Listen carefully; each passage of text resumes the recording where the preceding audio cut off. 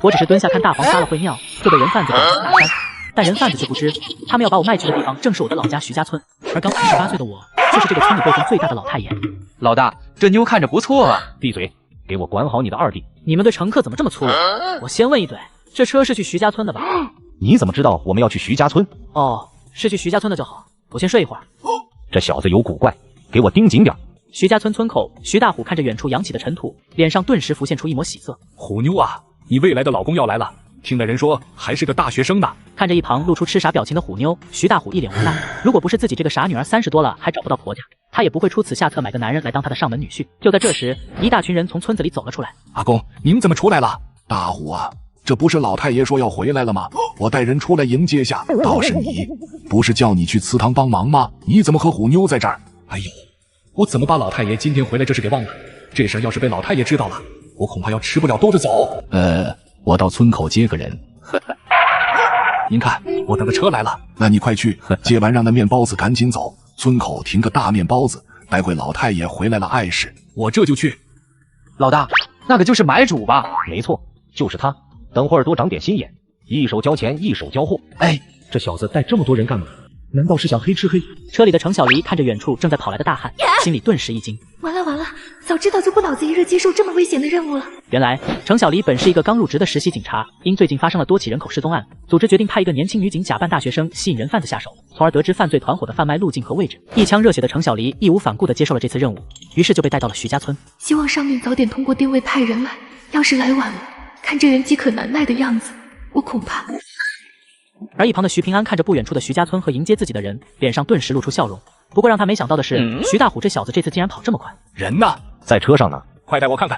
领完人我得赶紧走。不怪徐大虎心急，这是要真撞到他那个老太爷手里，那徐家家法可不是闹着玩的。两人来到面包车前，黑老大猛然将车门拉开，徐大虎一眼就看到了座位上的年轻男子，顿时惊得目瞪口呆。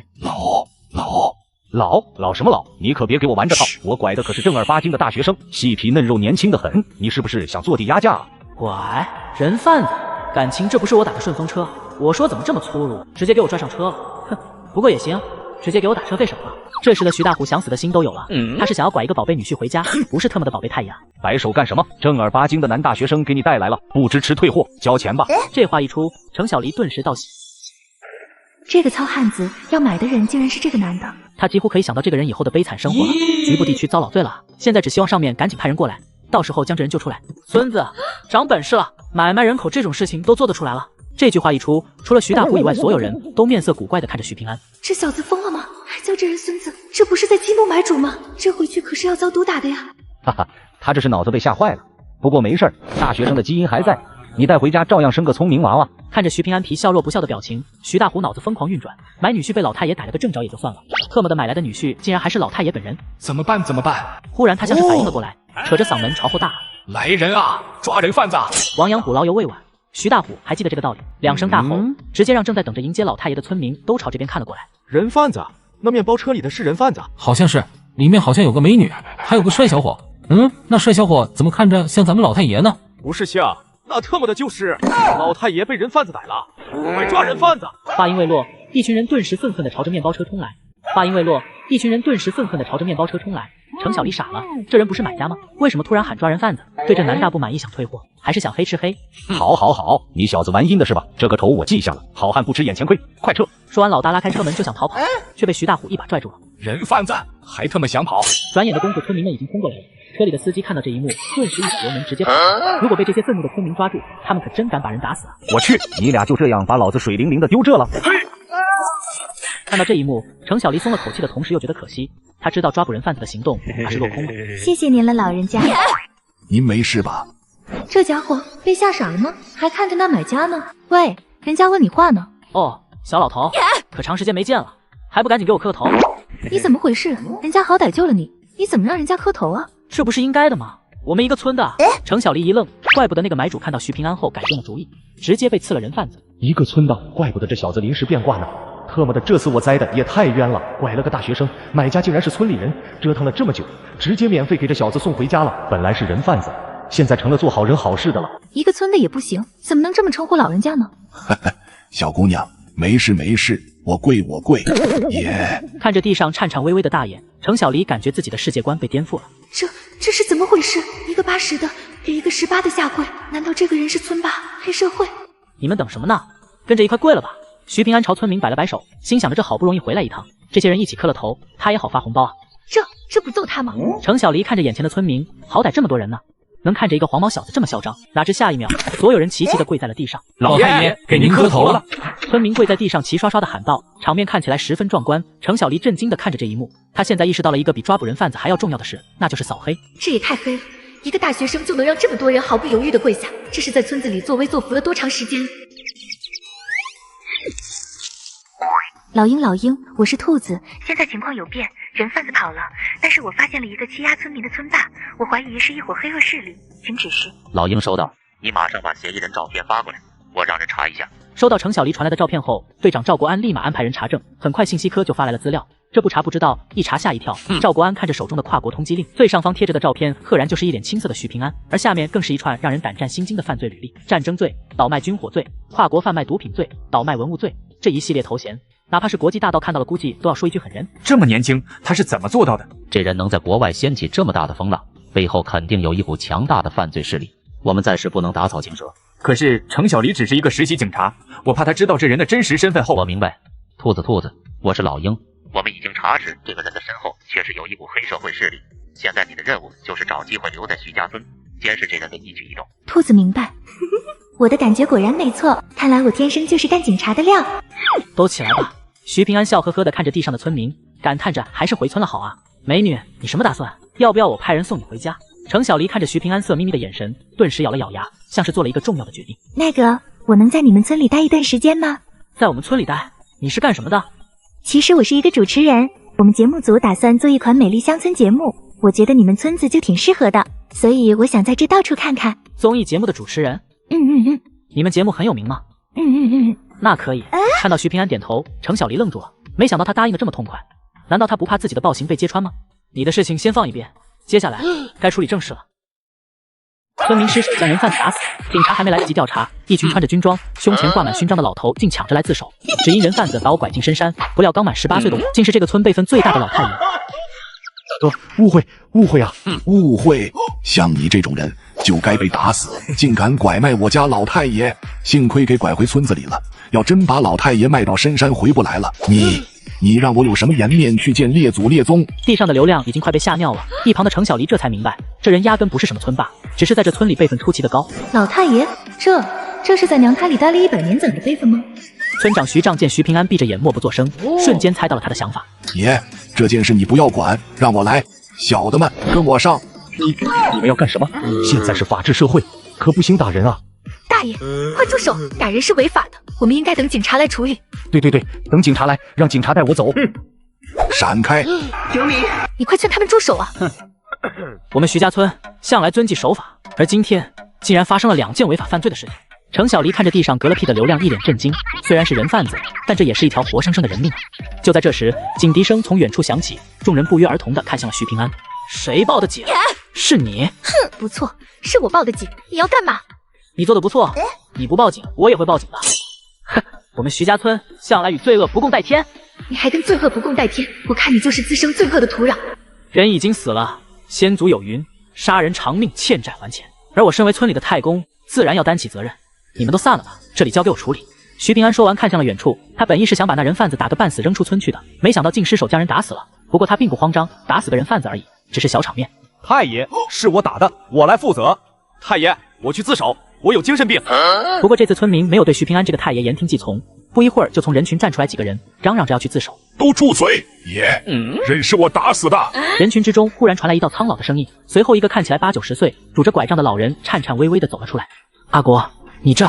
别说了，爷，这人是我一拳打死的。程小黎看到这一幕无语了，这老爷子别说打死人了，估计打死一只鸡都费劲。阿国，你多大年纪了，别来凑热闹了，回去歇着吧。怎么，您瞧不起我？我才92，正是闯的年纪。儿子，回家把我那身衣服拿来，我去自首。爹，兔崽子，这里有你说话的份吗？徐建强不敢多嘴，只得快步往家中跑。10分钟后，警车呼啸而来，下来的2个警察一眼就看到了躺在地上一动不动的刘亮，顿时一个头比一个大。谁是村长？这人是谁打的？我打的。人群后面，阿国披上了儿子拿过来的衣服，那是一套老军装，胸前挂满了各种各样的勋章。我的爷，就您这些勋章，别说是一身了，就是随便拎出来一块带着，我们也不敢处理啊。程小黎看着从人群中走出的徐国，顿时瞪大了眼睛，没想到这样一位普普通通的老爷子，竟然是荣耀满身，这恐怕阎王爷见了都要敬个礼吧。老爷子，您这么大年纪了，怎么可能将人打成这样？怎么看不起老头子我？你这样式儿的，我能打10个。不是，这伤口明显是很多人打的啊。我跟着打的。话音刚落，又有一个老人站了出来，同样是白发苍苍。哎呦，对了，那衣服我也有一件，要不要我也回去穿上？不必了，不必了。来吧，警察同志，我们积极配合处理。没错，抓我们走吧。你们谁是村长？配合我们回去做一下笔录吧。见到这些老人，2个警察头疼不已。这深山老村里出了这种事，也只能够这样处理了。我是村长，我跟你去。徐丈站了出来，几个白发老人站在一起，谁看了都得头疼。您几位也跟我们一起去吧。程小黎嘴角抽搐地看着远去的警车，又看了看一旁的徐平安，只觉得一股怒火在胸腔里燃烧。这人在村子里的威望实在是太高了，挥挥手就有无数人替他顶罪，想要抓住他的把柄，恐怕不是件容易的事。特么的，今天算是栽了，没想到给那小子拐回家去了，该死的村子！哥，咋办啊？老大没了，咱们的钱也没了。怎么办？老子这不是带着你来找上头老板了吗？2人正说着，一个穿着光鲜、看起来人模人样的胖子走了过来。你们几个怎么回事？刘亮呢？老板，老大他……王明满脸苦笑，一五一十的将徐家村的事告诉了李老板。有这种事？徐家村？李老板脸上露出狠辣之色，这一单下面的人少说要给他分30万，眼下竟然被那该死的村民搅黄了。你们继续跑单，这件事情我来处理。这件事情绝对不能这么算了。我记得县里似乎有政策，要打造一片风景区。哼哼，那什么徐家村，不把你们全村拆了，老子不姓李。徐家村祠堂，徐平安站在堂前，众村民全都围着跪在地上的徐大虎。大虎，你糊涂啊！我也没想到事情会成这样，我只是想给虎妞。哎，太爷，大虎也是为了虎妞这苦命孩子，您看要不？来人！徐平安沉声喊道。2个壮实的中年人顿时站了出来。老太爷，把刀山搬过来！听到刀山2个字，徐大虎身体一颤，他眼睛紧闭。虽然早就料到了会是这种结果，但身体还是止不住的颤抖。国有国法，村有村规。徐大虎，现在给你2个选择。徐平安低头看着徐大虎，他虽知道徐大虎的苦衷，但他坚决不能容忍买卖人口这种行为。第一，族规伺候，滚过刀山，这件事情暂且接过。这是一个木床被搬了出来，上面密密麻麻插满锋利的刀刃，一眼看去寒光闪烁，让人感到头皮发麻。第二，给你100万，离开徐家村。徐大虎听完身体一颤，让他离开徐家村那是万万不可能的。但是对于外人来说，这2个选择已经很明显了。比如此时被拦在祠堂外的程小黎，他肯定会说100万和滚刀山，傻子都选100万好。可徐大虎听完徐平安说的话后，没有丝毫犹豫地抬起了头。太爷，我滚刀山！身为村里最高辈分老太爷的我，为了让村民发家致富，带领村民集体入黑网贷，一下午直接将黑贷平台撸到破产。老太爷，人都到齐了。差不多该开始了。徐平安，你把大伙叫这来干嘛？你要开演唱会吗？我这太爷好不容易回来一趟，当然要带着大伙一起赚钱发家致富啊！发家致富？你不会是要带着村民们搞什么投资吧？他不会是想借着投资的名义集资，骗村民的养老金吧？投资来钱太慢了，要搞钱就要搞快钱。我保证今天在场的每户至少都能拿个30万现钱。30万而已吗？什么30万？这村子少说也有100来户，30万，这人要干什么？能够挣钱这么快的办法，可全都在刑法上写着呢。喂，各位子侄贤孙，各位玄孙来孙，今天召集大家来，主要是想让大家帮我一个忙，同样也给大家谋个福利。接下来说正事，我徐平安走南闯北，在外面看到了不少大好青年，不少大学生，因为黑网贷而走向了一条不归路。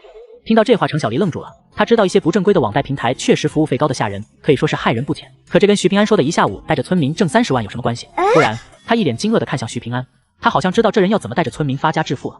所以，今天我要带着你们搞垮这些平台。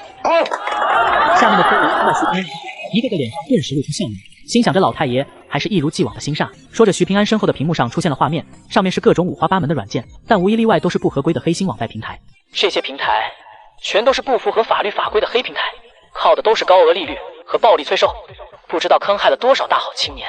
但是我们徐家村的村民最不怕的就是暴力。今天我徐家村就要将这些黑平台连根拔起。听着这一番义正言辞的话，程小黎面色古怪，连根拔起？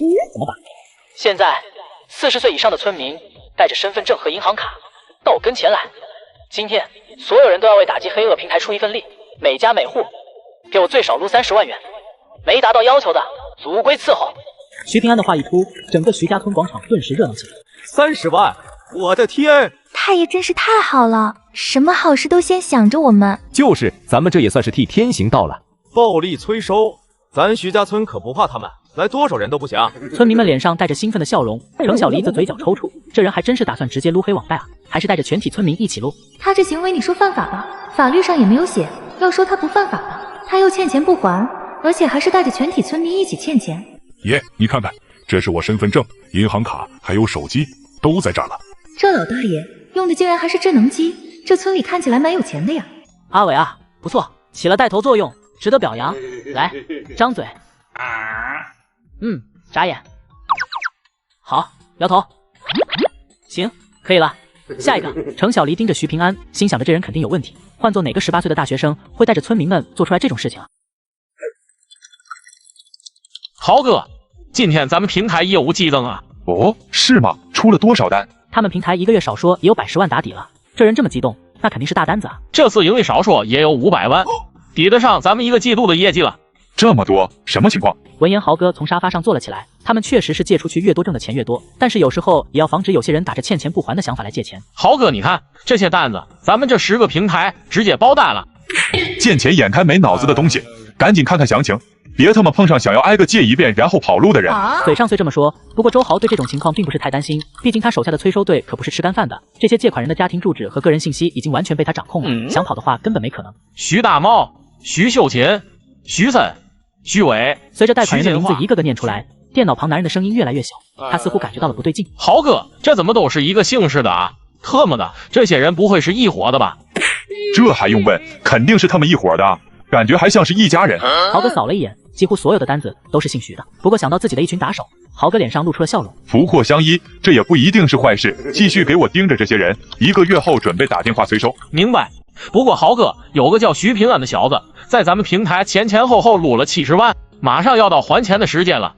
这小子才18岁，感觉是还不上了。呵呵，这样的大学生还少吗？这小子也是多平台带的吗？没错，咱们的平台几乎都被他撸了一个遍。哼，这种学生最好对付了，不用我教你怎么做吧？嘿嘿，那倒是不用，这业务我熟练得很。徐家村这边，程小黎表情麻木地看着村民队伍一步步往前缩，直到最后一个村民撸款结束，徐平安这才满意的点了点头。徐平安，你这样做不怕那些网贷平台找你麻烦吗？找我麻烦？我还巴不得他们来。阿张啊，事情怎么样？爷就问了咱们几个问题，就让咱回来了，还给我们几个报销了回来的车费呢。不过阿国哥为了证明是他一拳打死了那个人贩子，硬要现场演示给警察看，把他那老腰给闪了。那就好，阿国那里我回头去给他推拿下。那个爷，听说您罚了大虎滚刀山，这我也知道大虎那小子心不坏，只是脑子少根筋，但是徐家族规不能破，你放心，我已经给他医治了，保证过几天那小子又生龙活虎的。林丈听完脸色露出了笑容，他从来不怀疑自家太爷能不能做到。自从老太爷100年后，小太爷从高中开始就带着徐家村的人挣钱，家家户户几乎可以说是直奔小康，无论村子里碰到任何问题，也都是小太爷一手解决的。徐家村上上下下对徐平安可以说是绝对的信任。对了，我走之前交给你的生意怎么样了？按您的要求，那些冰糖论克卖已经卖了近1000万了。至于那些跨国的假，那些古董，不知道为何卖的更是火爆。不过这些洋鬼子有点埋怨价格太高了。哼，都是传承1000年的技艺，做出来的东西自然要按1000年的价格来卖了。对了爷，我听人说那个叫程小黎的姑娘在村里鬼鬼祟祟的，有点可疑。哼，估计是谁派来的眼线吧。不用担心，我徐家村堂堂正正，从不怕人监视，只要他不惹事，就随他去吧。身为村里最高辈分老太爷的我，带领村民贩卖古董，不料身边竟有便衣女警卧底，本以为能将我人赃俱获，可结果却让他们傻了眼。光天化日竟敢倒卖文物，看来昨天他们说的300块1克的冰糖，肯定就是毒品无疑了。哼，蛇鼠一窝，简直就是现实版的塔寨村。阿丈，下午有个小本子要过来村里看货，你安排人接待下。明白，爷，这种送上门的傻蛋可不多，我肯定狠狠宰他一刀。还以为只是一个欺压村民的村霸，没想到钓出一条大鱼，哈哈哈哈！看来我程小黎转正指日可待了。搞不好还得捞个2等功。我得赶紧向上面汇报。程小黎，你确定你没有听错以及看错？赵队，我100%确定，我还录了音，我放给您听。按您的要求，那些冰糖论克卖已经卖了近1000万了。至于那些跨国的假，那些古董，不知道为何卖得更是糊涂。这个徐平安至少有12个国家对他发出了通缉令，罪名基本都是贩卖毒品和非法物品交易，但咱们没拿到实质性证据，无法对他实施抓捕。不过让我觉得奇怪的是，如此劣迹斑斑的人，在国内的履历却干净的可怕，不仅没查到他的任何前科，甚至还翻到了几起他做好人好事的报道。我觉得这里面有很大的问题，咱们得查清楚才行。赵队，我有证据。什么证据？我偷听到他们村子下午有一场交易，对象好像是个外国人，您看咱们是不是可以？如果能人赃俱获的话，你确定没听错？我确定，这是我听那个徐平安亲口说的。我现在立马上报总厅，你继续监视徐平安，如果双方开始交易，立马通知我。收到。徐先生，别的生意先不谈，能不能先带我看看那些瓷器和字画？呵呵，当然可以，我现在出来吧，美女，你屁股都露出来了。呵呵，路过，我路过。别路过了，你对瓷器也感兴趣的话，就一起去看看吧。你不是记者吗？正好也给我宣传宣传。我也去，呵呵，这不好吧？完了完了，被我撞破交易，他不会是想灭我的口吧？来都来了，一起走吧。不一会儿，几人来到一间房内，房间支架上摆放着琳琅满目的瓷器，不少地方还挂着字画。笨太郎先生，你随便看随便挑。那个，你要不也走近点来瞧瞧？我就不过去了，我在这待着就行，呵呵。徐先生，这是我大樱花国最顶级的鉴宝石，您不介意吧？随便看吧，这都是1000年前的制作工艺，假一赔10。这是唐山仔。对，不错，这可是正宗的官窑出品。好东西，我要了，我要了。哼，唐三彩，但这件东西，若是徐平安真敢卖，就足够让他牢底坐穿了。1队、2队和武警支队都准备好了吗？都已经准备就绪，保证5分钟内就能赶到徐家村，绝对不会放跑任何一个人。赵国安满意的点了点头。刚刚他收到程小黎的消息，买卖双方已经碰头，只要那小本子拿出钱，就立刻实施抓捕。虽然一切都在按计划顺利进行，但赵国安心中隐隐感到有些不安。笨太郎先生，您这位幕僚眼力可不一般啊！我这点好东西可全都被他给挑走了。那是当然，这可是我大樱花国最顶尖的鉴宝石，而且对你们大夏文化有着深刻的了解，不然这次我也不会带他来。那是，没问题的话就付下钱吧。王子请扫码。钱好说，按我们刚刚谈好的，这里是200万到了，剩下的500万我马上让人转给你。好说好说，笨太郎，别动别动，全都给我蹲下，双手抱头。你犯事了？我没有，我可是大大的良民。那就是来抓你的。哼，还装？告诉你吧，本姑娘可是警察，哈哈哈哈！没想到吧？你们一点都不惊讶吗？警察同志，这是怎么了？我们可都是遵纪守法的好村民啊！人赃俱获，还敢问怎么了？这是什么？唐三彩啊！你倒是一点都不狡辩，倒卖文物可是重罪，你还敢说你遵纪守法啊？这可是昨晚刚出窑的，怎么会是文物呢？什么？你刚刚明明……那这些呢？这些都是字画。鲁智深倒拔垂杨柳。这哪是什么垂杨柳？这女人叫杨柳，垂着的吗？马到成功。随着一件件物品被拿出来，赵国安的脸已经黑得不能再黑了，周围的武警也一脸懵逼，感情这是闹了一个大乌龙。这小子卖的不是文物，而是自己烧出来的普通瓷器。你当时可是说这是正儿八经的唐三彩，假一赔10。如果这不是真古董，那你拿假的当真的卖，你这是诈骗。你可别乱说，这唐三彩的烧制手法可是咱徐家村一代一代传下来的，没半点掺假，而且用的也是1000年前保存下来的官窑烧制，烧出来的可不就是正宗的唐三彩？这有问题吗？那这些画呢？你是警察，当时你可是在现场听着的。卖这些字画的时候，我可没说过半个真字。而且这些傻，这些老外就喜欢这些东西，认可它的价值，就愿意出价钱买。我有什么办法？就是只要不坑自己人就行了吧。这些畜生当初从咱们镇掠夺了多少财富，咱老太爷这算是为国争光了。程小黎嘴角抽搐，不甘心自己几天的调查就换来了这么一个大乌龙。那些冰糖呢？几百块一颗，你敢说那不是毒品？切，那就是普通冰糖啊！我只是把它放网上试了试，哪知道销量这么好。销量好，那我肯定加价。有钱不赚不王八蛋嘛！赵队，我们已经把整个村子都搜查了一遍，在村里的仓库内搜到了大量包装好的冰糖，不过确实只是普通的冰糖，还发现了一座老瓷窑。里面有不少刚出窑的瓷器，还有不少老手艺人。赵国安听后牙草咬得咯吱作响，他这次可被程小黎这实习警员害得够惨，如此兴师动众调用了大量警力，却闹了这么一个笑话，回去一顿处分是跑不了了。徐平安，这次是我们的信息有误，我向你和全体村民道歉，也希望你们徐家村如你所说的一样，都能做一个遵纪守法的好村民。那是当然，我们徐家村向来和黑恶势力势不两立。那就好，这位本太郎先生涉嫌非法入境，我就带走了。还有你，程小黎，还在那傻站着干嘛？身为村里最高辈分老太爷的我，碰到无良黑带平台上门催收，我直接将他们暴打一顿，还要求他们赔偿500万。老头，这里是徐家村吗？你哪位？哟呵，就哥们这气质，看不出来我是干啥的吗？老头，看看这是什么？哦，黑社会。那你砍我一刀，正好你们这么多人，来，一人砍我一刀。我这暴脾气。龙哥，这村子基本每户都欠了咱钱，要是真动起手，咱收不好要吃亏，而且就不占理了。这老头肯定是在这故意挑衅，咱可不能中计。只要让兄弟们在他们家睡个10天半月，到时候自然就会乖乖把钱交出来了。说得对，咱们文明催收。兄弟们，走。哎，可惜了，这么多人，要是每人砍上一刀，这个红包肯定就能拿到手了。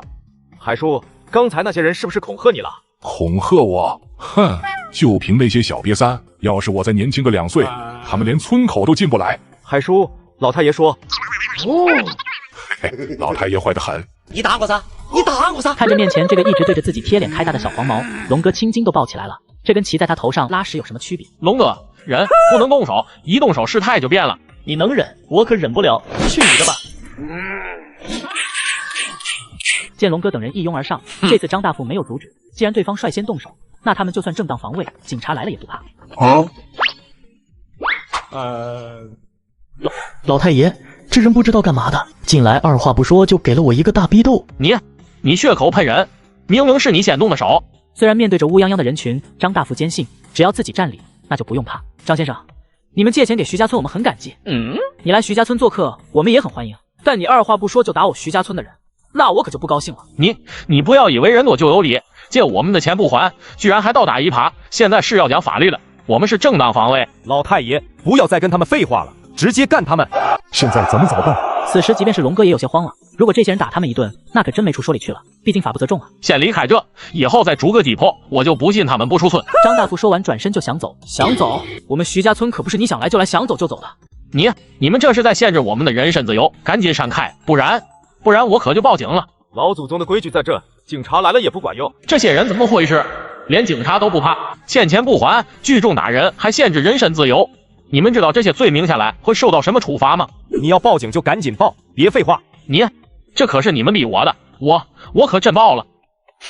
警察嘛，我在徐家村被几百个黑社会围住了，他们不但动手打了我，还堵着我不让我走。徐丈看了看身边的徐平安，眼神中满是不解。本来按照他的想法，直接让村民们动手把这些人打出去就行，简单又粗暴。老太爷，监控已经调出来了，警察马上就来，到时候你们整个村子的人都要进去。哦，是吗？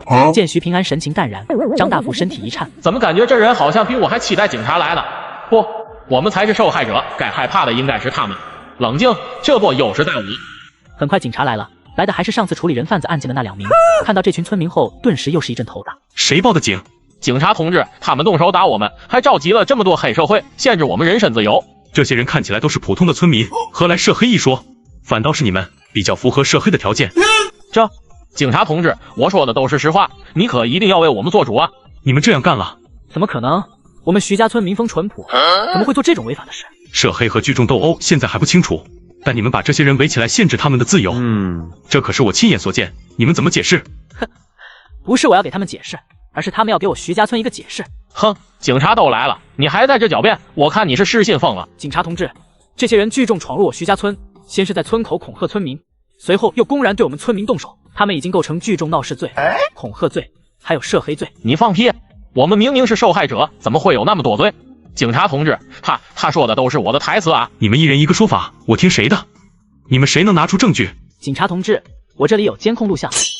平板上播放的视频没有声音，只看到几个人围着一个老头，然后龙哥上前一步，露出了自己的纹身，并且表情狰狞地说着什么，确实像在恐吓那老头一样。误会，我们这是在问路。问路需要这么多人围着一个老人家问，最后还露出纹身？可我们没动他，这个老头又没事。没事，海叔都快80了，而且还有心脏病，刚才被他们一番恐吓，心脏病就发作了。警察同志，这是海叔的病历本。2名警察看完视频和病历后，眼神都变了。本来张大富几人就流里流气的，现在证据确凿，恐吓村民，把人家吓得心脏病发作，这已经是不争的事实了。那他们率先动手也是事实，只要把监控调出来，那便是铁证如山。不好意思，这里没有监控。听到这话，张大富差点没开口骂人。不是，怎么你能有监控，我就没有呢？因为这里是我的主场啊，不对，因为这里是祠堂，安装监控那就是对祖宗不敬。这倒也合理。行了，现在你们恐吓老人是坐实了。至于是哪一方主动挑的事，既然说不清，要么你们就和解，要么就把你们都带回去详查。一听到要被带回局子里，徐平安露出了笑容，而张大富这边顿时哑了火。毕竟出来混的，谁身上没点问题，只是没被发现而已。那我们就和解吧。他选择和解，你们呢？哼，刚才我就说过，他们要给我一个解释。你不要得寸进尺，继续耗下去对谁都没有好处。哦，那就去局里呗。反正我们徐家村民风淳朴，不怕查。他这话就差明摆着告诉张大富，反正我徐家村没问题。那你们呢？既然你们意见不合，那就跟我们回去调查吧。且慢，你想要什么交代？简单，被打的人和海叔的医疗费、精神损失费，以及为了自保喊来的这么多村民的误工费，你赔偿我们500万就行。徐平安嘿嘿一笑，伸出了5个手指。你这是敲诈勒索？你确定？敲诈勒索是指抓住他人的把柄进行财物索取。请问我抓住你什么把柄了？你也可以选择拒绝。我相信如果彻查下来，就一定能查出真相。我答应给你赔偿，不过我们没那么多钱，等钱凑齐再给你们送来。哼，我当然可以等，不过被你们恐吓到心脏病发作的海叔可等不了。我打个电话，现在就给你们凑钱。大富啊，事情这就办妥了，哈哈，你可真是我的得力干将了。听到豪哥那带着欣慰的语气，张大富深吸了一口气，硬着头皮把刚刚的事情说了一遍。你这个没脑子的东西！老板，如果拿不出来这500万的话，我们可都要。经过一番思想斗争，豪哥立刻认清了现实，如果张大富几人进局子里被查出了点什么，那他也铁定跑不了。很快500万就打到了徐家村的公账上，双方也在警察的见证下正式达成了和解。现在我们可以走了吧？当然了，欢迎下次再来徐家村做客。哼！身为村里最高辈分老太爷的我，面对无良开发商进村强拆，我直接敲响堂鼓，召集族人抽生死签。这次的工作任务都清楚了吧？清楚。到时候只要我一挥手，你们就做出架势，那些刁民只要一吓唬，肯定就蔫了。动工以后效率一定要快。明白。刘主任，话说这徐家村的项目进度可真快呀，政策才通知下去，没想到立马就动工了。县里要开发旅游风景区，这可是属于征地，自然是快了。不过李老板，你也别揣着明白装糊涂啊，没有你暗中的大力操作，能有这么快吗？不过听说这村子可打死过人贩子，到时候不会有什么问题吧？拆迁队和补偿款跟着一道，他们不签字也得签，更何况民不与富斗，富不与官斗，咱们2个联手，徐家村那些刁民怎么和我们斗？哈哈哈，这话在理，在理。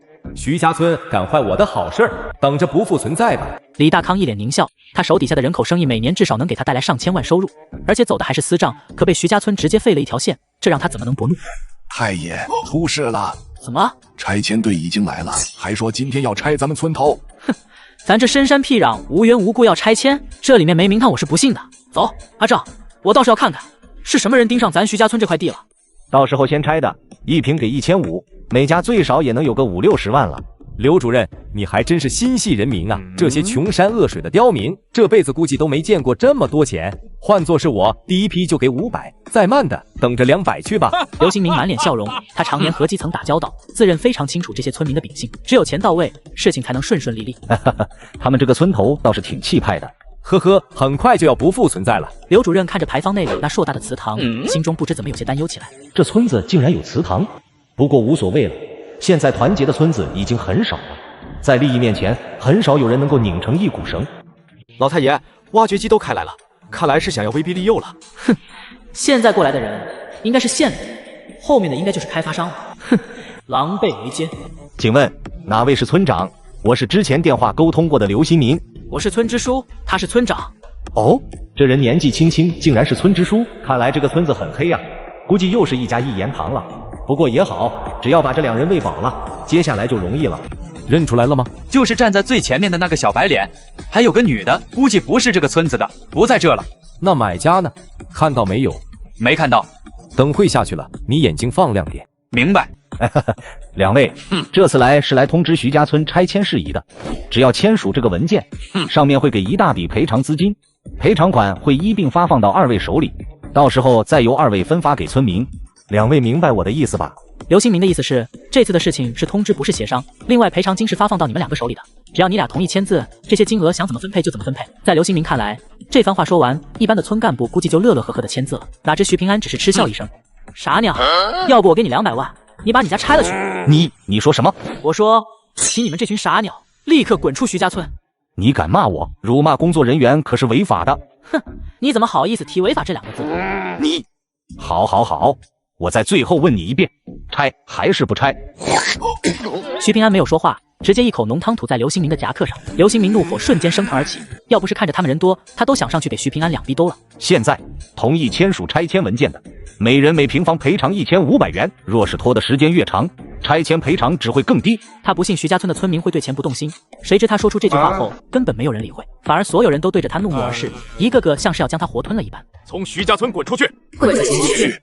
不知道是谁喊了一声，瞬间引起其他人的共鸣。刘新明被吓得下意识往后退，就算是常年跑基层的他，也没见过这阵仗。好，你们等着。李老板，这群刁民，既然是刁民，就要用治刁民的手段。还是让我来吧，刘主任，这种人我见得多了。李大康摆了摆手，后面的车上顿时下来30-40人，紧接着挖掘机发出巨大的轰鸣声，随着履带缓缓挪动，几十人站在挖掘机2侧，跟在李大康身后，不断朝着徐家村逼近。利诱不成，这下该威逼了。老太爷，我带人去。不，今天把他们堵回去，明天还会再来，而且人会越来越多，手段会越来越恶劣。况且他们有文件，虽说不能强拆，但咱没处说理去。那怎么办？请塘沽。去。明白。太爷，徐丈双手微颤，他已经猜到自家老太爷要做什么了。李老板，这位就是村支书。村支书真是年轻有为啊！此刻李大康才恍然大悟，原来他们那天拐的竟然是村支书，怪不得这些村民暴怒之下打死了他的手下。看着村子被拆，我知道2位心里不好受，但上有政策，这是没法避免的事。我们作为施工单位，自然要按规章办事。但你们如果执意阻拦，造成工程无法动工，我手下这群人没活干，他们会做出什么事情？那我可管不住。李大康一脸无奈地说着，后面的一群人也皆是一脸恶相，一副只要不同意拆迁就会动手的样子。要不你考虑一下，签个字，这样你好，我们也好。见徐平安沉默，李大康正想再说，就见几个村民合力抬着一面大鼓走了过来。李老板是吧？拆迁的事先放一放，我想召集村民先商议一下，你看行吗？商议是应该的，那等你们商议完，咱们再谈签字的事。刘主任怎么样？还是得上手段吧。是，还是李老板高明。2人谈话间，徐平安已经站到了祠堂前巨大的红鼓旁，随着鼓槌重重落下，整个徐家村似乎在一瞬间活了起来。所有村民在听到鼓声后，都是脸色一变，直接朝着祠堂方向冲去。躺在床上的徐大虎本来还在休养，但是听到鼓声后，脸上闪过一抹厉色。他已经不记得这鼓声有多少年没有响起过。随着鼓声愈发急促，越来越多的村民不断在祠堂前聚集，大有几分风雨欲来的气势。哈哈，没想到这敲鼓喊人比大喇叭喊人还快啊！随着鼓声停止，徐平安缓缓转过头，此时祠堂外已经站满了人，所有徐家村人全都神情肃穆。徐家村的人都到齐了没有？齐了。所有人几乎同时回应，这声音吓了李大康等人一跳，他们惊愕地看着人群，心里隐约有了不好的预感。应该没什么事吧？没事，一些刁民能干什么？李大康咽了一口唾沫，只不过声音显得没了底气，不知道是在安慰刘新明，还是在安慰自己。无良开发商进村强拆，我直接召集族人抽生死签，中签者生死无畏，老幼足养，族谱单开，领金100万。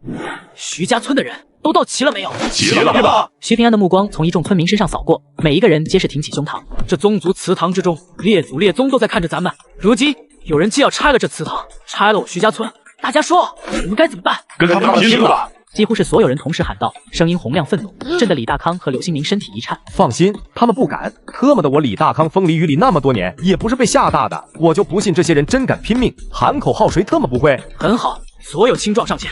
话音落下，所有成年男性皆是往前一步。石头，回去。老太爷，俺也是男子汉，谁要拆徐家村，俺就跟他拼了。这句话似乎引起了连锁反应，一些老人和妇女看到这一幕，也是纷纷站了出来。我理解大家的心情，但是祖宗规矩在前。所有老幼妇孺全都给我退回去！徐平安提高了音量，直到身前只留下了成排的青壮，他这才收回了目光。现在，所有单丁和无子嗣者退回去！徐平安紧盯着眼前的所有人，可整齐的队伍却并没人动弹。徐大虎，你没听见我说的话吗？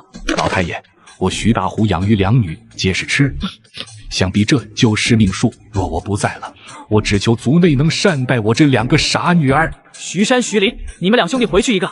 老太爷，我们不退，我爹娘还有生育能力。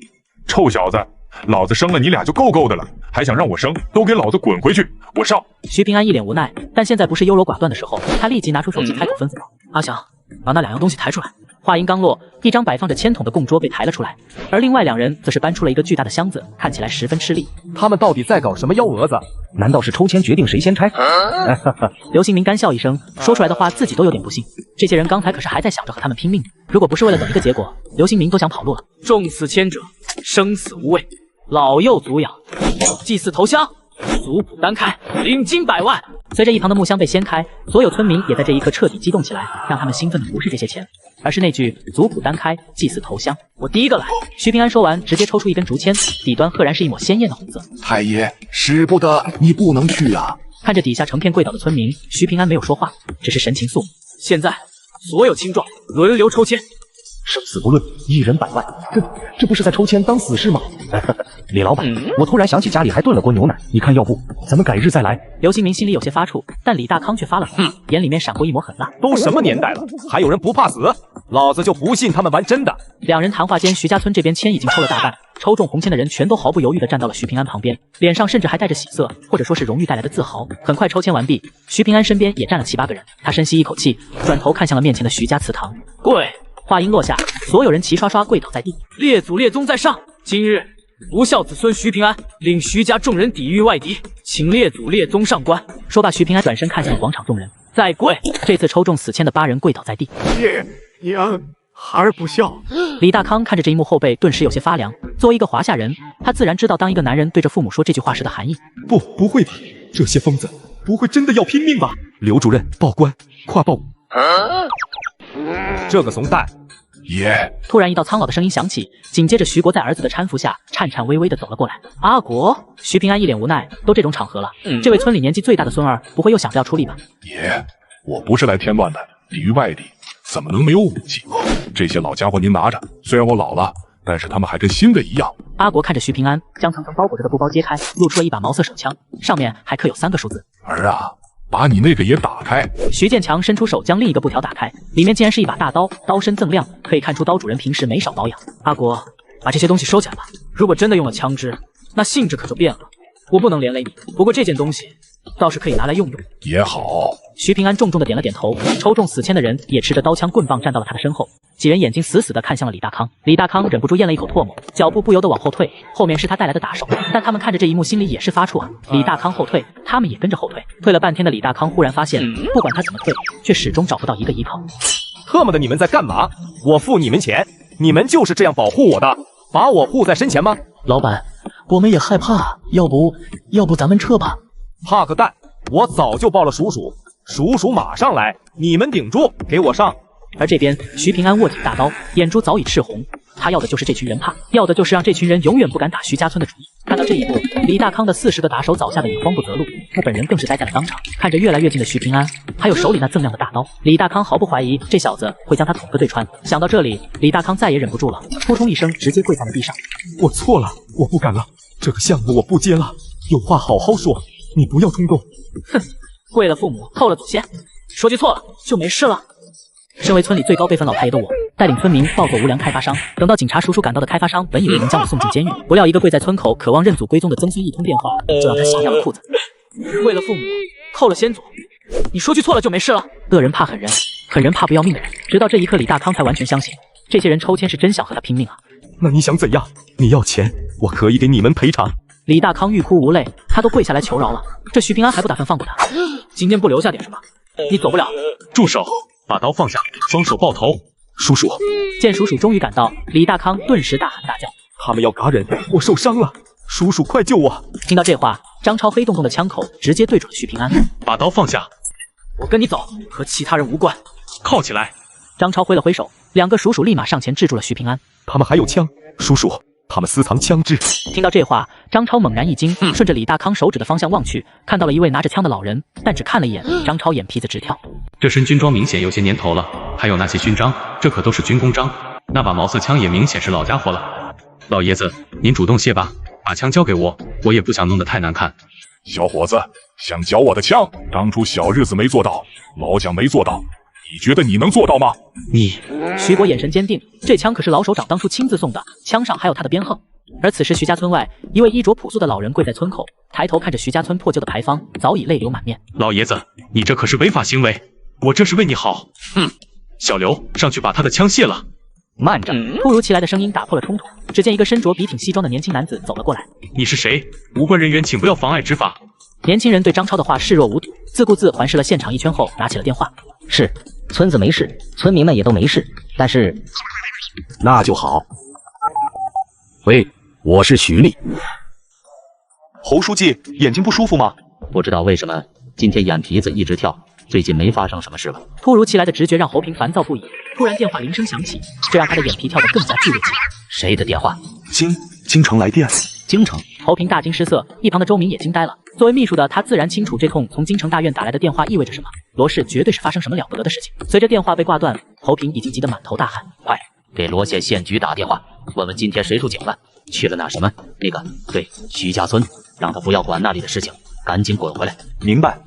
徐家村这边，张超看着身前的年轻人，眼神已经不耐起来。他刚想开口，手机突然震动起来。李局长，张超，快点收队，给老子滚回来！特么的市局电话都打到老子头上。局长，这里发生了一起持刀伤人，我处理完毕。没听到我说话吗？马上给我滚回来！听完电话里的内容，张超眉头紧皱，没想到一个小小的山村竟然能惊动市局，但很快他就恢复了从容。对不起，局长，既然今天是我出的警，那就一定要把事情弄清楚再回去。让我现在收队，我做不到。张超挂断电话，看向了身前的年轻人，请你让开，不要阻碍我们执法。在法律面前，谁来了都不管用。面前的年轻人眉头紧皱，没想到今天碰到这么个硬茬。就在他不知如何是好时，徐平安站了出来。不用说了，事儿是我犯的，我跟你们走。地上的李大康一脸错愕，隐隐有种不妙的感觉。李老板，特么的，你跑哪去了？别说了，李老板，我刚接到电话。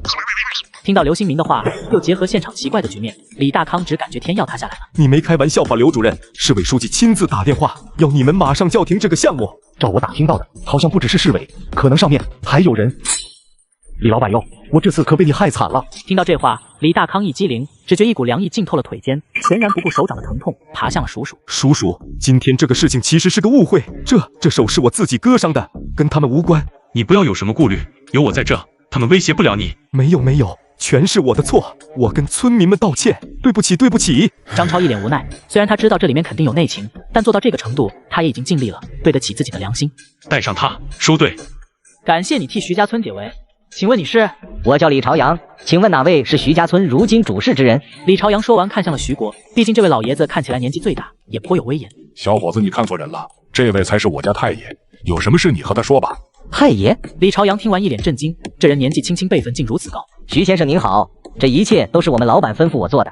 我老板姓徐，叫徐毅，他现……你说什么？徐毅？徐丈突然走了出来，似乎听到这个名字很是震惊。仔细看去，他的眼眶已经泛出了泪花。他现在在哪？老板说他不方便进村，在村口候着呢。徐丈听完直接就往村口跑。徐平安满是惊讶，他从来没见过徐丈如此失态，但周围上了年纪的人却都是眉头紧皱，仿佛知道什么内情。大哥，真的是你？这么多年你都去哪了？为什么不找我？大哥，你糊涂啊！两人说完抱头痛哭，一脸不解的徐平安看向了身边的徐国，怎么回事？太爷，徐毅是阿丈的亲弟弟，年少犯下大错，被老太爷驱逐出村，并令他永远不得踏进徐家村，更不许和徐家村人联系。这已经是40-50年前的事了。徐平安听完点了点头，没想到一个被他老爹驱逐出村的人，如今却救了徐家村的大难。不孝子孙徐立见过太爷。快起来，先进去再说。太爷，我不能进去。徐立啊，虽说昔日你犯错被逐，但今天你立了大功，我以徐家族长身份宣布，以徐立可认祖归宗。徐立听到这话，顿时喜极而泣，几十年的期盼终于在今天得到了满足。太爷，我在外打拼多年，在京城也算小有名气。前几天我从投标书上看到了徐家村开发旅游区的企划，这才立刻赶了过来。哪知道竟这么快就动工了，我不得已才托老朋友帮的忙。原来如此。太爷，来的路上我已经查清楚了，这项目之所以如此快，完全就是那个承包商李大康推动的。李大康的事不急，我要先弄清楚他为什么这么想要咱这块地。不过太爷，您难道也跟老太爷一样，想让徐家村继续过这种山村生活吗？我并没有这个意思。现在时代在进步，村民们自然也不能继续蜗居在这深山。太爷，让大伙都去城里发展，如果您想，我也可以安排您去京城。不，徐家村现在不缺钱，这几年我领着大伙在网上做了点小生意，经济方面的问题我还是能保证的。至于我回村里这么久，的确是时候出去了。明白。那如果您到了京城，就一定要联系我，身为村里最高辈分老太爷的我，带村民进城采购，不料碰到高铁悍匪，不仅霸占农民工座位，还嫌弃他身上脏。我俩见状，直接化身高铁贪官。我说你这人，没看到我这么大肚子吗？让我做会怎么了？又不会少根筋掉块肉的。我也是刚做完手术，需要休息，而且这本来就是我的座，您看要不？我说你一个大男人怎么这么小气啊？这趟车我常坐，到下一站就会下人，马上就有空坐了，你就这样会怎么了？就是你特么弄得跟要饭的似的，一身灰，还坐高铁，谁愿意挨着你坐呢？听到这话，男人顿时怒气上涌，但奈何是个内向的性子，胸膛不住的起伏，却不知如何回击，犹豫了几秒后，只能认命般的往车厢后方走去。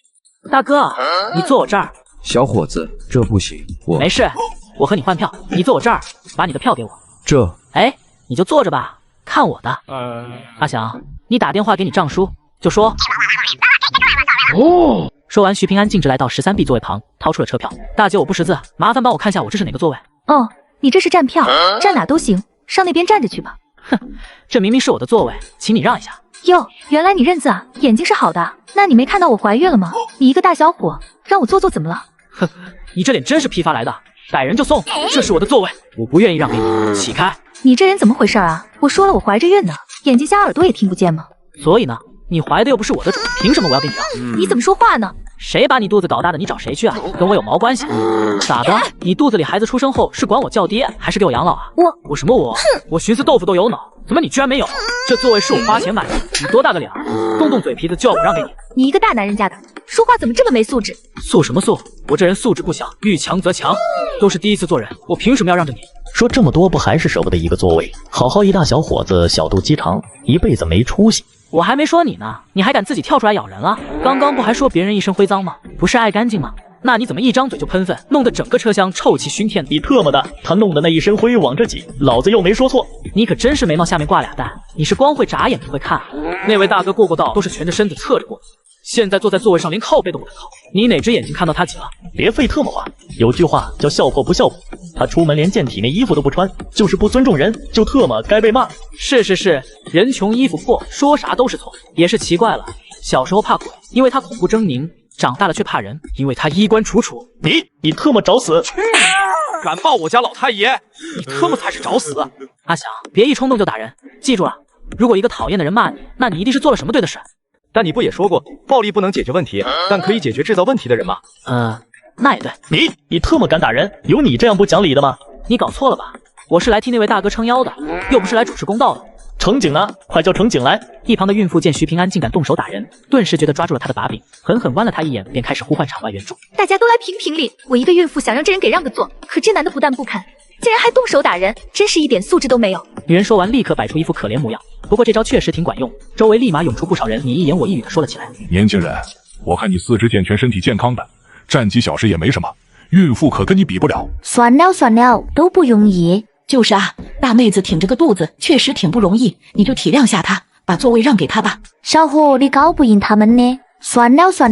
老太爷，他们这不是……没事，只要我没道德，他们就绑架不了我。面对几人站在道德高地的抨击，徐平安知道要让他们闭嘴，就得杀鸡儆猴。大婶，请问一下，你说的体谅是什么东西？委屈我自己让你们开心吗？小伙子，我可是出来劝和的，你可别得理不饶人。哼，真是不怕红脸关公，就怕抿嘴菩萨。他没理都要争3分，我有理为什么要饶人？这是高铁，不是地铁，什么时候高铁还有让座的义务了？话不能这么说，我也是过来人，我能理解孕妇有多不容易，你就当做做好事呗。你可真是长了颗斑马脑袋，你头头是道。我是个好人，但我为什么一定要做好事？既然你口口声声理解，那你给让个座呗。听到这话，大妈满脸错愕。但让座是不可能让座的，让我捐10个亿我愿意，但让我捐辆车那不行，因为我真有车。满嘴仁义道德，屁股纹丝不动，不知道的还以为你让502给粘死在座椅上。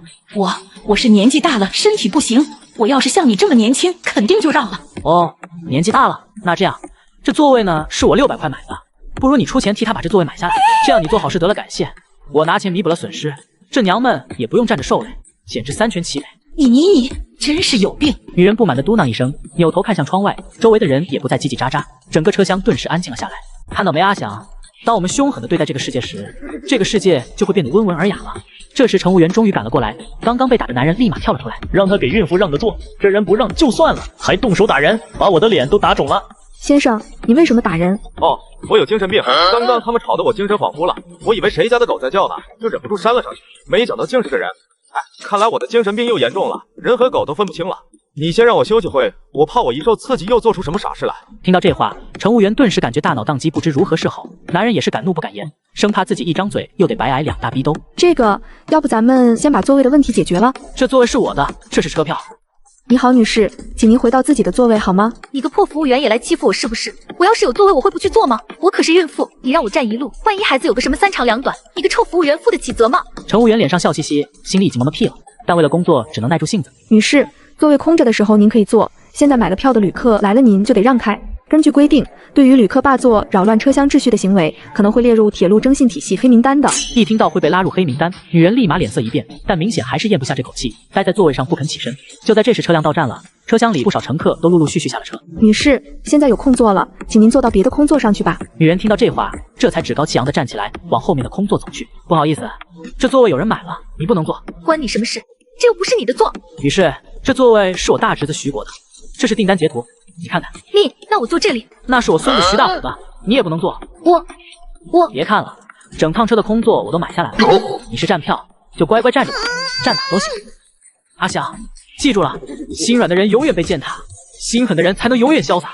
身为村里最高辈分老太爷的我，进京找高层孙子办事，不料管家狗眼看人低，对我进行百般辱骂。被教训后，竟还想对我进行报复，我只好送他去场方位。穷逼与狗不得入内，你俩赶紧退出去，免得带来病毒。你至于吗？我又不是蝙蝠，随身携带4000多种病毒。什么？你带着4000多种病毒？赶紧走，徐家不是你能来的地方。你耳朵有毛病吧？连话都没听清就开始瞎嚷嚷。他多半跟我一样，精神不正常。狗东西看着眼前的两人一脸不屑，身为徐家管家，这种冒充徐家亲戚的人他见多了。我找徐丽，叫他出来见我。就你还敢直呼我家老爷大名？你以为你是谁？我是徐丽的太爷，他是我乖孙子，明白了吗？闭嘴！你个乡巴佬，瞧你全身的行头，还没我一只鞋子贵，也敢在这里大放厥词。我们确实是从乡下来的，可乡下人和徐丽太爷的身份应该不冲突吧？阿力哥，快出来磕头了！两人不想和这狗眼看人低的管家一般见识，便朝里想喊出徐丽，不料出来的却是一群保镖。谁在我家门口叫唤？皮痒痒了吗？大少爷，他俩来找茬，还骂老爷是孙子。少爷，照这么说，你是我重孙喽？来，磕一个，太爷给你发红包。大侄子，给你祥叔也磕一个，有红包拿。我磕你母，两个神经病，狗东西，把他们赶出去！小重孙，别怪我没提醒你，送神难，请神可更难。你爹要知道你的所作所为，不得大耳刮子扇你！两个臭要饭的，敢调侃本少爷，把他们给我打出去！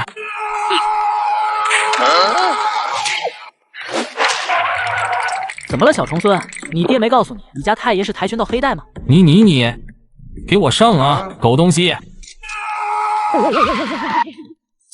哼，没用的废物，走进去叫人。两个不知从哪来的流浪汉，还敢让我磕头，真是奇耻大辱！少爷，您喝杯茶消消气，何必跟两个乡巴佬一般见识？喂，啊，我刚接到你大伯电话，说太爷来京城找我，你要好生伺候着，要是惹得太爷不高兴，老子会来扒你的皮。明白吧？太爷来了，我肯定。爸，你说什么？太爷？怎么了？没事。记好我刚才说的话，太爷的照片我发给你了，你可别认错人，闹出笑话。徐天拿出手机，看到徐丽发来的照片，整个人都麻了，只感觉心里拔凉拔凉的。他真的就是太爷？你这个狗东西，你可捅了大娄子！少爷，太爷没见到阿力哥，咱要不回村吧？吃了别灰溜溜的跑回去，可不是我的风格。徐家村出了不孝子孙，我必须得好好教训一下他。徐平安暗自思索，正想着要如何教育一下这个狂妄后辈，就看到徐天一脸惊慌的跑了过来。不孝子孙徐天给太爷磕头了。哼，受不起，我就是个臭要饭的。喂，差不多行了，一个穷亲戚不过是辈分高些，大少爷已经很客气了，你可别得寸进尺。太爷教育族中晚辈，你个外人插什么嘴？乡巴佬，你竟敢打我！狗东西平时最喜欢干些狗仗人势的勾当，如今却被他眼中的乡下人扇了个大逼兜，他哪里忍得了这口气？当即便想打回去，可这时一辆豪车停在门口。老爷，他们两个！你个狗东西，敢得罪太爷，你以为自己是谁？阿丽，你可真是生了个好儿子，骂我是臭要饭的。徐丽教子无方，愿受族规处罚。老太爷，是晚辈有眼无珠，要不您老揍我一顿出出气。你们在京城都是有头有脸的人物，先进去说话吧。太爷，请。狗东西，你明天不用来上班了。老爷，不要啊，大龄失业很难找工作的。哼，你们等着，我狗东西一定要让你们后悔。不孝子孙徐天冲撞了太爷，请太爷责罚。阿丽，这里是你家，你自己看着办吧。哼，你这个不孝子，请家法。复见此魏王，抽出7匹狼。阿烈，你这家法挺别致啊。让太爷见笑了，这不是与时俱进吗？况且这东西用着趁手。哈哈，我比较喜欢用量衣价，主打一个便宜。逆子，从小我就教育你长幼有序，如今你冲撞了太爷，老子今天就给你长长记性。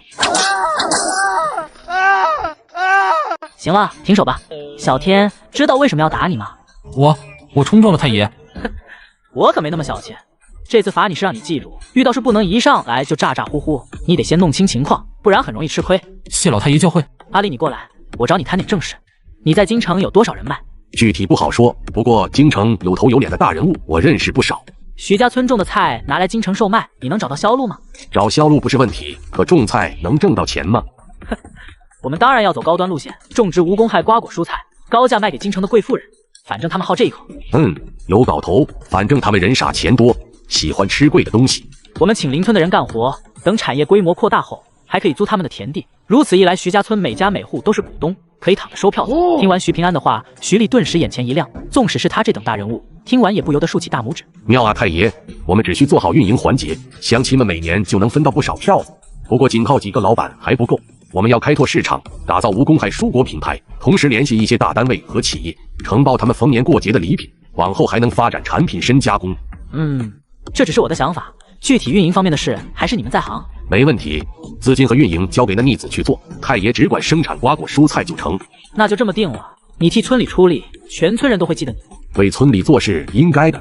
徐丽年少被驱逐出村，这些年一直活在耻辱之中，如今不仅得以认祖归宗，还得到小太爷认可，心里那叫一个激动。爸，不好了，你快出来！这逆子刚吃完8匹狼，做事还是这么毛躁，真是不忌惮。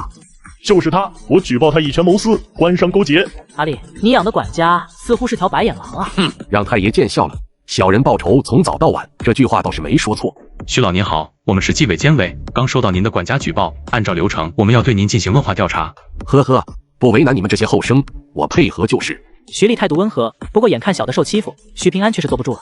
举报得有证据，总不能他说什么就是什么吧？我有证据，徐丽是大夏要员，他儿子却坐拥数家大型企业，这不就是以权谋私吗？照你的意思，他儿子就什么也不能做了？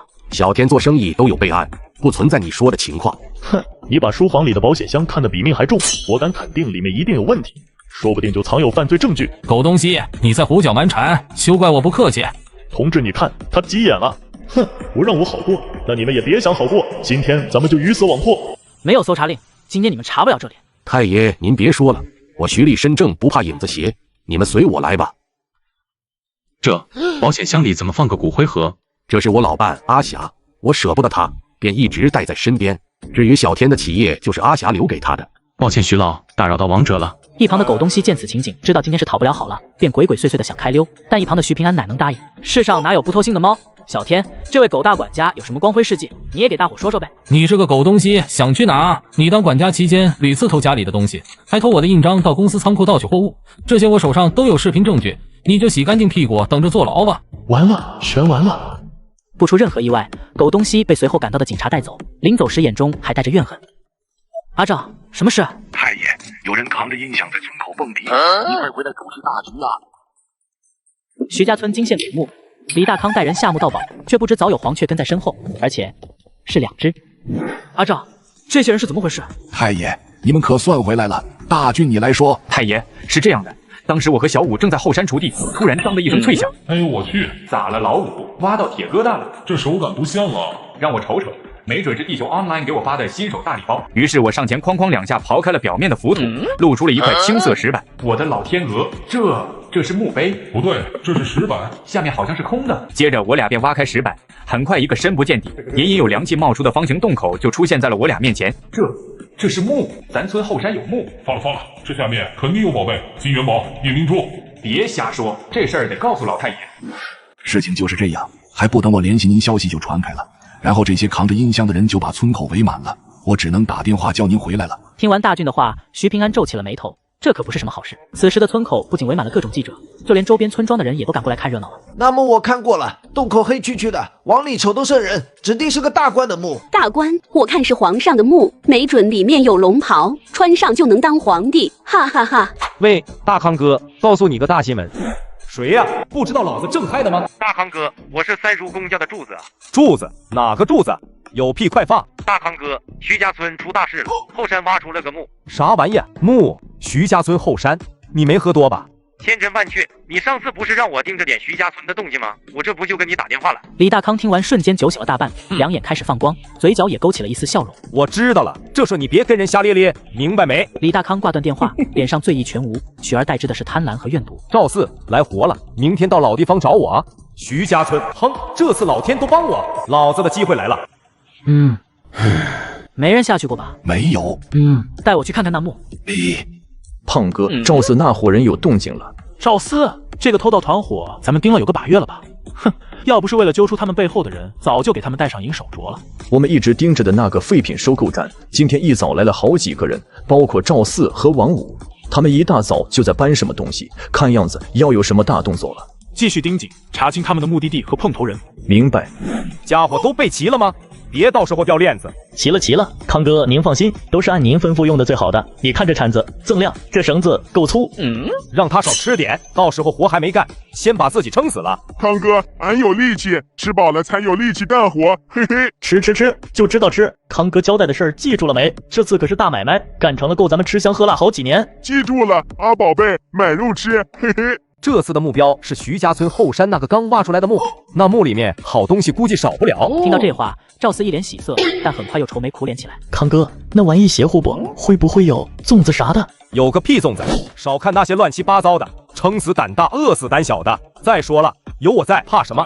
这次不光为了财，也为了出口恶气，特别是那个徐平安。李大康眼神中闪过一丝狠厉，看得赵四等人一哆嗦。都给我听好了，天黑透了就行动，把嘴巴都闭严实了。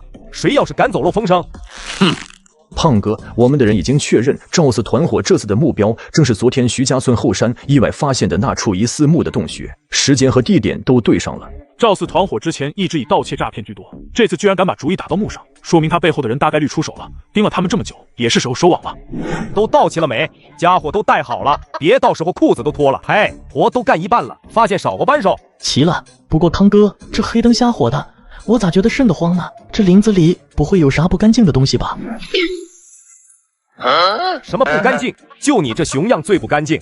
赶紧走，磨磨蹭蹭的，等天亮啊！大哥，俺有点饿了，包里还有饼吗？吃，就知道吃。等挖到宝贝，让你拿金元宝当饼啃。闭嘴！你想把狼招来啊？这破石头，一群废物，能不能专业点？这还没到地方呢。康哥，要不咱还是回去吧？我这右眼皮跳得厉害，指定没好事。我真的……再特么废话，老子就把你埋在这。太爷，墓的事已经报到上面了，估计明后天上面就会派专家过来。这要是搁几十年前，那咱村子估计就要发了。但现在嘛，可就没咱什么事了。老太爷，我出去放水。胖哥一力全部出动，正朝预测路线前进，行动略显活跃，噪音较大，已多次差点自我暴露。意料之中，这伙毛贼哪是干这个的料？我们的主要目标是那个里头的，注意保持距离，等他们进了口袋再说。就是这儿了，把这破布掀开。康哥，这就下去啊？要不咱先拜一拜，求里面的人别怪罪。拜你个头，赶紧干活！几人掀开遮盖物，露出了黑洞洞的入口。突然一阵阴风从洞里吹来，赵四立马打了个冷战。妈呀，好冷！别他妈墨迹了，把家伙事都准备好。赵四，你先下。康哥，为啥是我？我胆儿小。别废话，你收，你下去省地方。快点，不然把你扔下去。这大半夜的啥动静？难道……徐大强想起白天发现的洞，心里顿时升起一股不好的预感。他立刻变得警惕起来，慢慢的朝后山走去。这帮天杀的贼还真敢来！李大康果然是这孙子，我就知道他憋着坏，贼心不死的东西。徐大强正想是现在冲出去，还是回去叫人，突然眼角的余光飞到了另一边。好家伙，李大康还找了帮手，看这帮人的架势，训练有素啊！他们这是要把咱村祖坟底儿都掏空啊！这么多人，我得马上通知老太爷。老太爷，后山出事了，来了好多贼！你小子放的谁把脑子放坏了？发什么疯？后山能出什么？难道是那个墓？没错，好多人都带着家伙，看那架势是要把咱祖宗18代都给刨出来啊！阿翔，你确定没看错？我亲眼看见的，千真万确。领头的就是李大康那个挨千刀的。听到李大康3个字，徐平安脸色立马一变。李大康这个狗日的他还敢回来？哼，敢动老祖宗的东西！太爷，这大半夜的，对方人多势众，还有家伙，要不咱们等天亮再报叔叔？报叔叔来不及了，等天亮黄花菜都凉了。阿祥，叫人抄家伙！这伙盗墓贼有点憨，竟然带着一只母鸡来下墓，而且全然不知身后跟着几个便衣和一大群村民。慢点儿，康哥，等等我，这里面味儿不对啊！少废话，赶紧跟上，不然把你扔出去喂狼！废物，小点声，你想把人都招来啊？俺不是故意的，这地太滑了！我的妈呀，这么多蜘蛛网，这得有多少年没人来过了？康哥，这里面肯定有大家伙，我是说不干净的那种。闭上你的乌鸦嘴，有大家伙也是金元宝，赶紧跟上！哼，不值钱的玩意儿，好东西肯定都在里面啊！蜘蛛精，救命啊！鬼叫什么？吓死老子了！就特么是个破网！你小子再一惊一乍的，老子先把你祭天！吓死我了！我还以为进了盘丝洞呢。这是什么？咦，这块砖头会动？机关是机关，你个蠢货！你想害死我们吗？别动！你特么的能不能老实点？手贱是不是？再乱碰东西，把你手剁了！俺就是好奇。胖哥，你有没有听到什么声音？好像是什么东西砸碎了，肯定是李大康那伙人弄出的动静。他们不会损坏里面的文物吧？有可能，我们抓紧时间，不能让他们破坏里面的东西。我去，这啥玩意儿？黏糊糊的！老太爷，这里面真有贼！我咋感觉跟进了飘屋似的？大祥应该没看错，这地上有脚印，而且不止几个人，大家都小心点，跟紧我。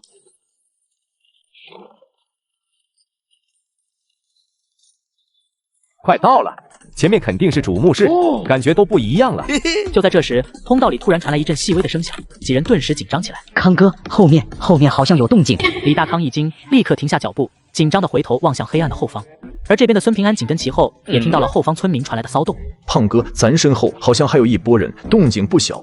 是村民，情况有变，准备接触。停！前面有动静，大家准备。三方人马几乎在同一时间都意识到了彼此的存在，墓道里陷入一种诡异的寂静，只有沉重的呼吸声和心跳声。突然，李大康用手电照向前方主墓室入口方向，似乎看到了什么反光。找到了，金子，肯定是金子，就在里面，就在里面。跟我上！徐平安一马当先，带着大伙往里冲去。然而刚过拐角，就和另一拨人撞了个满怀。老贼，站那别动！老乡别冲动，我们不是贼。老太爷，就是他们，跟李大康是一伙的。乡亲们，动手，不能让他们跑了。康哥，后面好像有人在说话。特么的，估计是那些村民。别管那么多，先装宝贝，能装多少是多少，装完赶紧撤。哎，别动手，自己人，我们是叔叔。叔叔，骗鬼呢！叔叔半夜钻坟头。大家冷静，这是误会，我们真的是叔叔，里面的才是贼。嘿，叔叔能长你这样，横不溜秋的。这是证件，你们再打就是攻击叔叔了。看清楚了吧？我们有任务在身，里面的人才是真正的贼，我们跟了他们很久了。徐平安看着近在咫尺、极其正规的证件，又联想这伙人刚才展现出的专业身手，立马明白是他们太冲动了。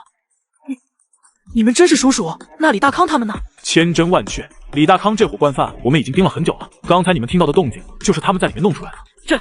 这真是大水冲了龙王庙，同志，真对不住了。解除误会就好，现在不是说这些的时候。李大康他们还在里面，必须立刻阻止他们。徐平安一听也顾不上尴尬了，立刻上前一步。刚才是我们鲁莽了，我跟你一起去，我们人多，肯定能帮上忙。为首的胖子快速扫视了一下村民，又看了看墓道的情况，立刻做出了决定。好，情况紧急，一致对外。现在所有人听我指挥。宝贝，都是宝贝，发了，这次真的发了。跨装能装多少是多少。嘿嘿，金子都是我们的了。就在此时，几道强光从他们身后射过来，伴随着一声威严的呵斥：“都不许动，把东西放下！”李大康等人吓了一大跳，手里的东西都差点掉了。你们！不等李大康说完，一阵充满乡土气息的呐喊声从后方响起。墓室内的几人被这突如其来的阵仗吓得魂飞魄散，赵四更是吓得直接瘫坐在地上。特么的，哪来的叔叔？还有这帮刁民！兄弟们别怕，冲出去！别抓我，我什么都不知道，都是他逼我来的。跑不掉了，好多人！都别过来，谁过来我砸了他！这东西损坏了，你们都得负责。李大康，你已经被包围了，放下东西，负隅顽抗是没有用的。放屁！落在你们手里还能友好？都闪开，让我出去，不然老子就把这堆东西都砸烂！老弟，这玩意可比我的命都金贵啊！徐平安，孙子，你给老子等着！东西都清点了一下，没有发现损坏。不错，通知技术队，让他们尽快赶到。刚才不仅误会了你们，还动了手，我代表大家向你们道歉。误会已经解开了，大家保护家乡文物的出发点是好的，不过以后遇到类似情况，还是要第一时间报警，相信专业力量。给你们添麻烦了，实在是不好意思。没事，刚刚幸亏你反应快，要不是你当机立断，这些东西说不定真被李大康破坏了。应该的，应该的。你这种嫉恶如仇的性格，还有这股冲劲和极致，很难得。胖子沉吟了一下，似乎暗暗做了什么决定，语气变得正式了起来。是这样的，我们不完全属于上面，同时也隶属于一个不太一样的部门。一些上面不方便出手，或者需要借助一些外部力量的特殊事件，都归我们负责。特殊事件啥意思？胖子没有继续解释，而是看着徐平安的眼睛。你身手不错，虽然路子野了点，但关键时刻敢拼。最重要的是，脑子灵活有正义感。哼，别误会，我的意思是，你有没有兴趣换个环境？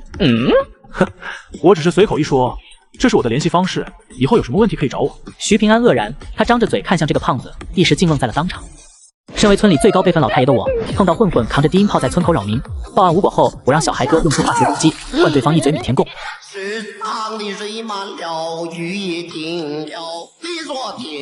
短短几日未见，没想到张老板竟沦落到卖艺为生的地步。怎么，上次那500万把你家底都掏空了？阿祥，赏他点饭吃。饭是给人吃的，他是畜生，只配吃泔水。占口头便宜不算本事，等知道厉害了，你们会跪下来求我。徐平安搞不懂上次吃了瘪的张大富为何又制冷起来了，但显然又在使什么坏了。太爷，他扛着低音炮来村口放歌，影响全村人休息。是啊，吵了一夜，狗叫了一夜，我们根本没法睡觉。哼，看来上次揍你揍的还是太轻了。君子动口不动手。第一，我站在村外；第二，我没打人；第三，这次我背后有大佬，所以你们不能动我。看来上次挨了一顿揍后，你倒是学乖了，改文斗了。阿祥，报警！那个女警花喜欢管闲事，让她过来解决麻烦。徐平安善于利用资源，索性把2个麻烦人物放在一起，来一波养蛊。而程小黎接到电话很诧异，徐家村有个男人报警，说他被玷污了。牵扯到徐家村的事，就没一件是正常的。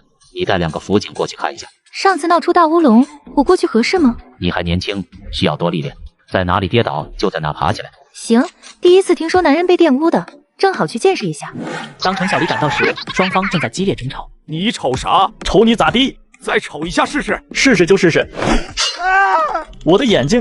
再瞅把你眼珠子抠下来。阿祥是个莽撞性子，一言不合就动手。赶来的程小黎正好看到这一幕。住手！不许打人！我有精神病。警察同志，救命啊！他们想杀我！闭嘴！你也不是啥好鸟。谁报的警？我报的。看你红光满面的样子，不像是被玷污了呀。他玷污我的精神。夸大事实，这可是属于报假警，你懂吗？他是神经病，说错做错点什么，似乎很合理吧？你们到底要干嘛？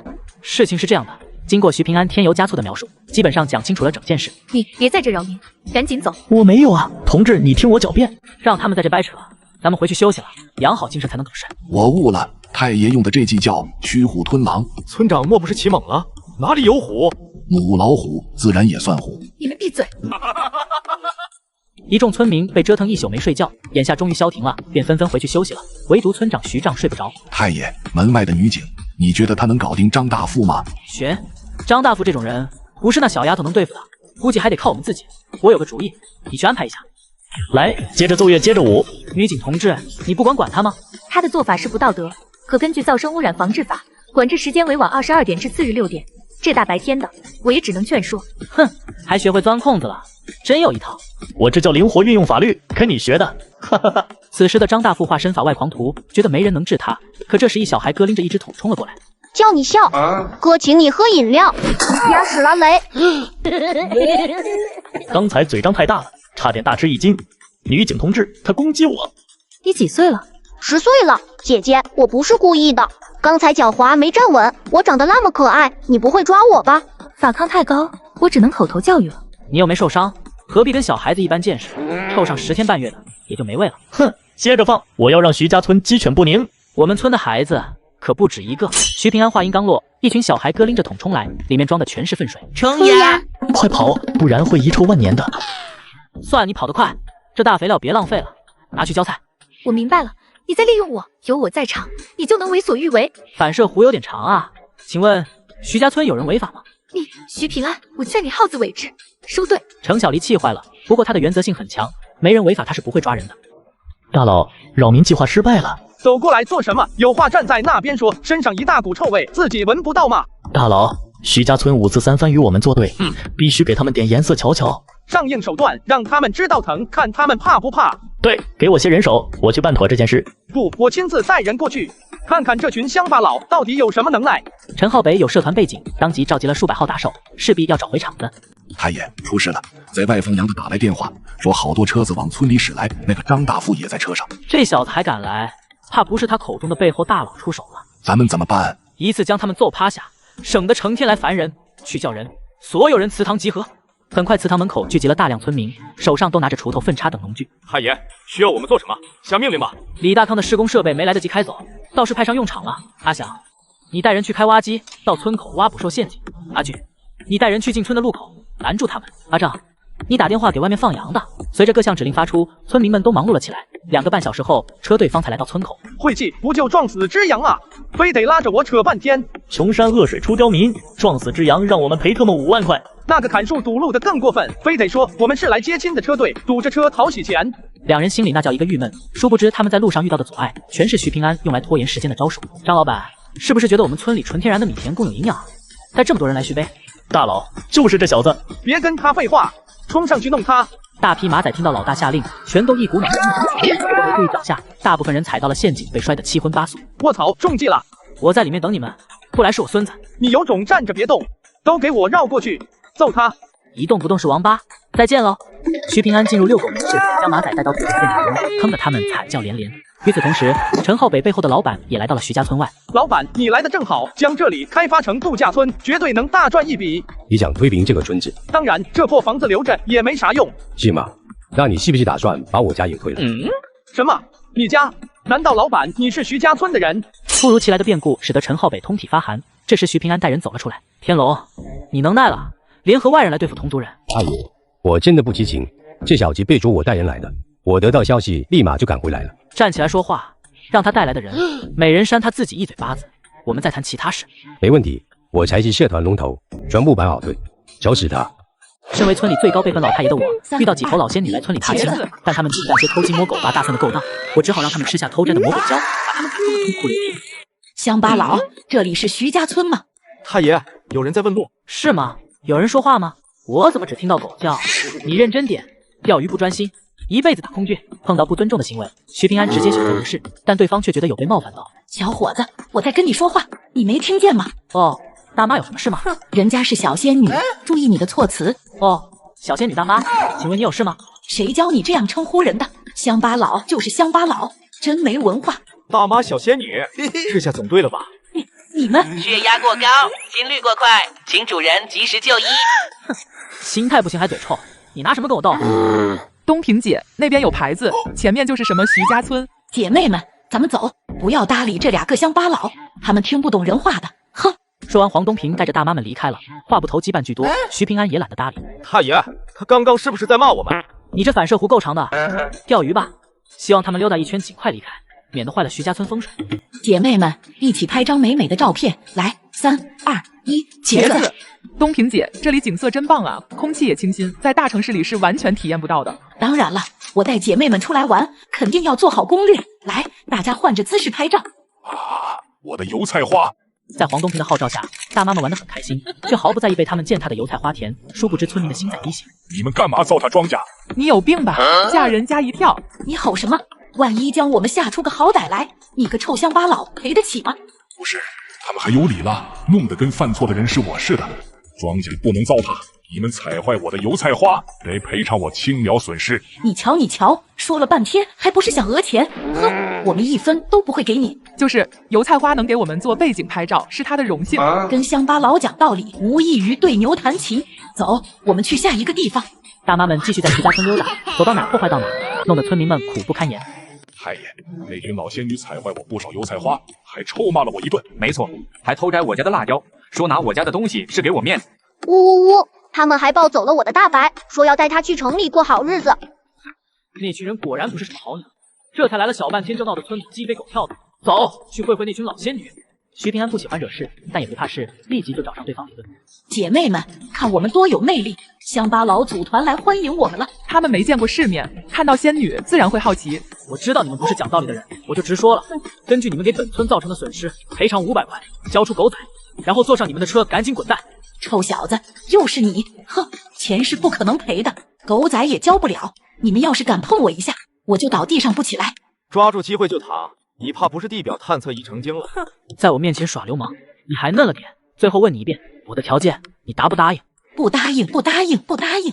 重要的是说3遍，休想讹我一个子。我偏不离开这里，看你能把我怎么样。黄东平如同茅坑里的石头，带着其他大妈继续溜达。徐平安知道这群老仙女可都是专业的重力失控表演家，这是只可智取不可硬来。石头，你去把大白的妈妈牵过来。好嘞，我这就去。大俊，你去把他们车胎扎了，别让司机发现。明白，先敲晕司机，再扎车轮子。阿翔，去我房间把那个小型信号屏蔽器拿过来。嗯。徐平安成竹在胸，不把几个不要脸的老东西整趴下，他还算什么老太爷？待到一切准备就绪后，他堵住了几人。乡巴佬，滚开！好狗不挡道。很好，那就是没得聊了，我也不用浪费口水了。石头，放狗！汪汪汪！你精神病又发作了，不是放你，是放大白他妈妈。黑黄，去！母狗嗅到狗仔气味，立刻发了狂，撵着一群大妈到处跑。谁的狗？赶紧牵走！咬到人要赔钱的，你们等着卖血吧！哼！你们抱走了他的狗崽子，不咬你们咬谁？不要追了，狗仔还你。不是，你怎么不讲道理？狗崽子都还你了，怎么还追着我不放？他竟然跟狗讲道理，看来病得比我还严重。狗追着你们不放，说明你们拿了不该拿的东西。我把东西还给你们，快叫他停下！不用还，徐家村有个规矩，偷了什么就得吃什么，你们把偷摘的东西吃了就行。不行啊，吃生的对肠胃不好，我愿意赔偿500块。现在赔钱晚了，不按我说的做，你就等着被狗咬吧。黄东平气得龇牙咧嘴，但一看到凶猛的黑黄，只得做出妥协。行，我们吃，就当吃凉菜了。你先让狗不要追了。哼，本小仙女不吃眼前亏，等我离开了这里，一定要你们好看。快点吃，别墨迹。太爷，怎么感觉便宜了他？年轻人不要浮躁，慢慢看，好戏在后头。敢偷大俊家的辣椒，我记得他种的是魔鬼椒吧？哼，有他们好受的。辣死本仙女了！好辣，辣得我脑壳疼，快给我水！水在这儿。我是大姐，我先喝。怎么感觉更辣了？这是什么东西？辣椒油啊！阿翔，你小子变坏了，不过我喜欢。我受不了了，快回去开车去医院洗胃，不然要出人命了。几人来到汽车旁，却发现车胎全爆了，根本走不了。你们别这样看着我，只有一条备胎，换上也走不了啊！你不能学我多养几个备胎吗？快打电话叫车！手机没信号，电话打不通，那可怎么办？我感觉我要被活活辣死了。我倒是可以安排车送你出去，不过小兄弟，之前是我不懂事，请你大人不计小人过，送我们去医院吧。是啊，我们知道错了，你帮帮我们吧。你不是知道错了，是知道自己难受了。安排车子倒是没问题，但是会产生一些费用，不知道你们能不能接受。徐平安步步挖坑，等着对方往坑里跳，而大妈们吃了魔鬼椒，浑身难受，只想尽快就医。车费是多少？你倒是说个数啊！每人5000。什么？你这是敲诈？你们吃的是卡罗莱纳辣椒，别怪我没提醒你们，这辣椒可真辣死过人啊！打欠条行吗？我们身上没带那么多现金。没关系，我们有专业的交易工具，转账刷卡都可以。收到费用后，徐平安直接一通电话喊来了救护车，惊呆了一群老仙女。救护车？你不是说安排车送我们去医院的吗？救护车更专业，我这也是为你们的安全着想啊！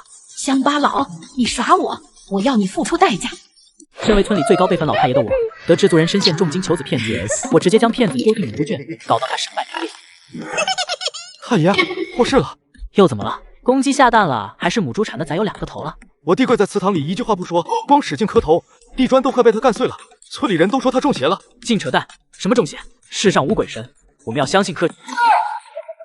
有怪莫怪，百无禁忌。我有罪，有罪。发仔，别磕了，有什么事说出来，村里帮你解决。对啊，咱们有事说事，不要扰了各位仙人清静。不是让你进城采购宴席物资吗？这是怎么了？太爷，住嘴！站起来，好好说话。我是去城里采购没错，可一进城就有个女人找上我，说她男人不行，生不了，重金求医猛男借 DNA。我想着助人为快乐之本，于是犹豫了半秒钟后，就跟着去了。然后你刚脱了裤子，就有人冲进来拍照，接着拿照片威胁你，讹走了你的票子。太爷，你怎么知道的？难道你也经历过？面对徐发的疑问，徐平安顿时脸一黑，有种想抽死眼前这不孝子孙的冲动。老掉牙的套路，就你他妈会上当？你这智商令人堪忧啊！怕不是遗传了你哥？太爷，我把置办宴席的钱弄丢了，我犯大错了。那点钱我倒是不在乎，但你做事没脑子，打你5藤条长长记性。这些土东西，连我徐家村的人都敢骗。徐平安当即拿出手机，开始联系在外的人脉，势必要挖出这个仙人跳团伙。但他却不知，这伙人与徐家村颇有些渊源。妈，我瞅准了一个徐家村的人，给他做了一局，坑了那人35万，哈哈哈！这个村的人是真阔气，进城采购酒宴物资都带了几10万。好，干得好！那群乡巴佬敢耍我，必须让他们付出代价。妈，你放心，我给那人拍了视频，明天我就去继续勒索他。要是敢不听话，就告他强行给染色体。好，不愧是我的好蛋儿。不过，让你这便宜媳妇做这事，他不会有意见吧？哼，他不过是我花钱买来的工具人，敢有什么意见？太爷，那2个骗子找去我家了，要我拿500万，不然就告我强行给染色体。哼，还敢主动找上门，太猖狂了。不过以现在的情况，一旦他们真把你起诉了，10有8九要进去踩缝纫机，得想个办法。徐平安不是莽夫，他既要收拾对方，又要保全族人。一方思索后，他心中已然有了一个计划。500万，1分都不能少！你这是敲诈勒索！乡下人，注意你说话的措辞。我是律师，比你懂法律。我这是在协商，并未用此事对你进行威胁。不过协商失败可能引发的恶劣后果，你们应该清楚。女人的清白是无价的，500万赔偿多吗？你确定发仔把你那啥了？没有女人会拿自己的清白开玩笑。我不要500万了，我要起诉他。哼，那就走法律程序。你们要想清楚，监狱里对这类犯人可不大友好。行，我给你500万，不过数额太大了，我需要时间筹钱，要不你们明天再来吧。如果能重来，我希望保护好妻子，而不是要你这500万。找个房间给我们住下吧，跑来跑去太麻烦了。明天12点前我要见到钱。没问题，阿丈，安排2位客人住下。见2人落入圈套，徐平安脸上露出了一丝笑容。哼，笑吧，多笑话，明天你就笑不出来了。丽丽，你快看，这幅画用的是古法绘制，估计值不少票子。亲爱的，你看这是什么？这不是夜壶吗？夯臭，快拿开！这是天青釉瓷，看上去应该是汝窑的，而且那边的花盆也是青花瓷的。真是暴殄天物啊！这些乡巴佬没见过世面，不知道这些古董的价值。我们可以用低价买走这些古董，到时候又能大赚一笔。哼，你还是太年轻了，买什么买？直接向他们要，就当附加条件了。他俩情况怎么样？监控显示，他们正在研究房间里的工艺品，对我画的3英战吕布似乎颇为喜爱。东西准备好了吗？都准备妥当了。接下来就以其人之道还治其人之身。待到夜色降临，阿祥往王富林房间里吹入了迷烟，接着将人扛到了猪圈。太爷，人来了。阿祥，你摆造型，发仔你拍照录视频，记住一定要把脸拍清楚。放心吧，太爷，在下人称徐家村小冠希，论拍照我还是有一手的。哼，你搞仙人跳，我就来一手仙猪跳，大家扯平了。花姑娘，配合点，明天给你加餐。怎么感觉浑身酸疼？这乡下的破床太硬了。亲爱的，你身上好臭。记住自己的身份，你不过是我从境外买回来的工具人。对不起，亲爱的。2位，一些山珍土菜，希望你们不要嫌弃。哼，就算你再殷勤，500万也1分不能少。放心，12点准时给你。你倒是比那徐大发2兄弟识抬举。识时务者为俊杰嘛。出去吧，我们要开始用餐了。等徐平安出门后，2人开始狂炫饭菜，像极了饿死鬼投胎。这是什么菜？太好吃了！一些红伞白板板，还有没炒熟的剑手青。所以你们待会无论看见什么，都不要觉得奇怪啊。蛇，有蛇，亲爱的，有蛇朝我爬过来了。什么蛇？那是巨蟒，我快跑！随着房门锁死，吃了野生菌菇的2人开始在房内折腾起来，里面不时传来惨叫与瓷器落地的声音。等到他们晕厥消停后，徐平安这才将人送到医院，准备进行下一步计划。先生，那位女病人已经醒了。走，先去跟这女的谈谈。记得昨晚王富林说这女的是他买来的，应该好功课。哎呦，头晕！妈，我做了个梦，周围全是佩奇，说要告我那啥他们，还要我赔500万。儿子啊，你别吓虎娘，我可只有你一个儿子。哟，挺好啊，母子平安。我那500万你准备好没有？现在都过了12点了，还想着那500万呢。王富林先生，你在徐家村发疯，损坏了多件贵重工艺品，这是录像，你自己看吧。现在不是我给你500万，而是你要赔偿我们500万。该死，你坐地陷害我！黄女士，我给你看点劲爆内容。这儿媳看着不像本地人啊。妈，这是偷母猪！小兔崽子，你这是敲诈勒索，我要去告你。你不是律师吗？损坏的东西我找你要赔偿，哪里违法了？至于这手机上的视频嘛，我也不知道是谁发给我的。你这个法外狂徒，你可别忘了，你们村的人犯了事，证据还在我手里。哦，你买来的媳妇听了我的话，决定转做证人，指认你搞仙人跳了。你王八蛋！既然这样，那我更不会给你1毛钱。我当然知道你不会蠢到给我钱了，那你还来找我做什么？杀人诛心啊！身为村里最高辈分老太爷的我，带领全村收治商税，一把铁锹卖到500块，游客不但抢着买，还夸我是良心商家。太爷，村里生产的古瓷器、绘画等工艺品滞销了，仓库都快装满了，属实卖不动。上次警察来搅局，带走小樱花买家，后来外面谣传我们往古董里掺假货，确实是造谣。我们一直在卖古工艺品，说的我们卖过古董一样。高价工艺品的生意往后怕是没法做了，不过库存还是要清一下，得想个新的销售模式出来。徐平安愁啊，卖古工艺品是多好的财路，可说断就断了。太爷，村口来了几个外乡人，说是要到后山那个古墓附近去寻宝。那个墓早就被考古队封了，还寻个屁！不过，嘿嘿，咱们又有新的财路了。啥财路？收治商税。我勒个豆，那我不得交税交到破产？想多了，就你那智商，根本就没那税的资格。阿祥，你去把仓库里那些瓷器残次品敲成碎片，拿掉落款部分，然后交代妥当后，徐平安在村口找到了所谓的寻宝人。徐太爷是吧？我们要是能寻的宝物，大家5-5分成，有好处大家一起拿。真的？那先感谢你们带领徐家村致富啊！反正你们说的宝物我也不懂。小事，只要找到宝物，一切都好说。这人傻乎乎的，看来啥也不懂。等找到古董，随便分他3瓜2枣就搞定了。我真是个小天才。可以，那你们随便寻随便了。徐太爷您太爽快了，那咱哥几个就开始干活了。几人来到后山，拿出工具在荒地里翻找古董。徐平安则藏在暗处观察。阿祥，安排你的事做妥当了吗？我撒了不少碎瓷片，哪怕闭着眼睛都能摸到。太爷，他们寻宝和咱们清仓工艺品有关系吗？饭得一口一口吃，戏得慢慢往下看。通知大家全力制作工艺品，我都担心不够卖了。那待会的戏还演吗？当然，这几个人不过是要影子，好戏还在后头。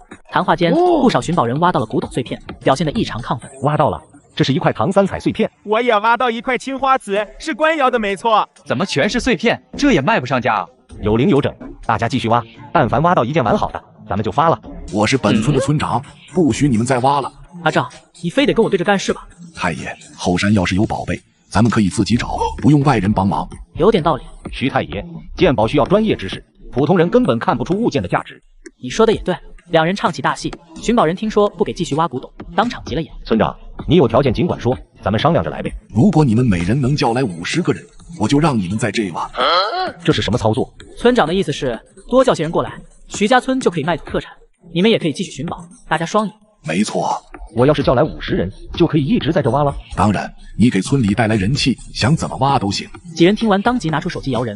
随着一拖50的效应，短2日前来徐家村寻宝的人便达到了上万人。不少人挖出了古董碎片，他们坚信土里埋着完整的古董。但到了第3天，徐平安就将全部人拦在了村外。我拥有终身挖宝权，为什么不让我进村？大家安静，听我说，你们四处乱挖，村里人说破坏了风水，伤害到他们幼小的心灵。请问该怎么安抚他们的心灵？问得好，票子是最好的良药。从现在起，徐家村要收进村费，每次进村500块。那进村一次能待多久啊？只要你高兴，待到过年都行。500块确实不贵，随便挖到件古董就赚大发了。我要进村，扫码还是现金？去那边排队，缴费签字就可以进村了。有人开了头，其他人也都不甘落后。很快人群就朝村口涌去，现场有上万人，随便一算收益都不少了。但这只是徐平安的第一步，这没有专业工具不好挖掘啊。我刚问过，他们说什么铁锹会破坏风水，不让我们带进来。你还在为跑土而烦恼吗？还在为没有趁手工具而忧愁吗？今天他来了，考古工具大礼包，以前我们卖4999块，今天我们只卖499，价格实惠，先到先得。前100个购买的朋友赠送寻龙尺，全是塑料做的，这不就是小孩子的玩具吗？村里人不允许用铁锹挖，凑合着用吧。我要一套，我也要一套。众人见到有挖掘工具，纷纷抢着购买，又让徐家村小赚了一笔。来，新鲜可口的快餐盒饭，50块一份。外赠一瓶86年的老山泉。别说了，我要，实在是饿得慌。出村再进来又得交500块，给我留一份。上万人在徐家村挖宝，全是重体力劳动，一天3顿饭少不了。徐平安示范过一遍后，便交给村里人运营去了。太爷，这下赚了不少，大伙都很高兴。我收的智商税不高，只能算是良心价了。那爆仓的古工艺品该怎么处理？别急，等他们再挖几天，什么都挖不到的时候，就是工艺品出手的时机了。瞧一瞧，看一看，徐家村自制工艺品，每件只要998。一幅现代画卖998，你疯了吧？傻子才买，我们回去挖宝吧。跑到这种地方挖宝，搞得你们有多聪明呀？我看这画古韵古风，意境悠然，不说是现代的，谁看得出来？这画我要了。不错，这画是用古宣纸、古笔古墨绘制而成。总之，除了人不是古的，绘画过程中所用工艺和物品全是古的。你们出来一趟，总不能空着手回去，买上几件放在家里欣赏，或者送亲朋好友，也是个不错的选择。买了送给老板，就说是古董，似乎挺不错的，我买一件。口子一打开，上万人立即抢着购买，导致之前的库存都有点不够看了。阿丈啊，这半月来我们赚了多少？3000多万，滞销的工艺品已经全部清仓了，还要继续制作吗？为什么不做？往后走下沉市场，我们薄利多销。还是太爷有办法，随便想个点子就能赚不少票子。两人聊得正高兴，隔壁莽村的李来福带人闯了进来。徐小太爷，恭喜啊！上万人待在徐家村，你们每天能赚不少吧？哼，无事不登三宝殿。李来福，你找过来不只是为了恭喜我吧？徐小太爷，别这么冷漠嘛！咱们徐李两村300年前还是一家的，都是一家人，要不让莽村入个伙，收益64分，我们拿40%。哼，红眼病犯了就去找医生，少来这里恶心人！你说什么？徐小太爷，毁掉一个人可是很简单的，你确定要把我们拒之门外？阿丈，送客。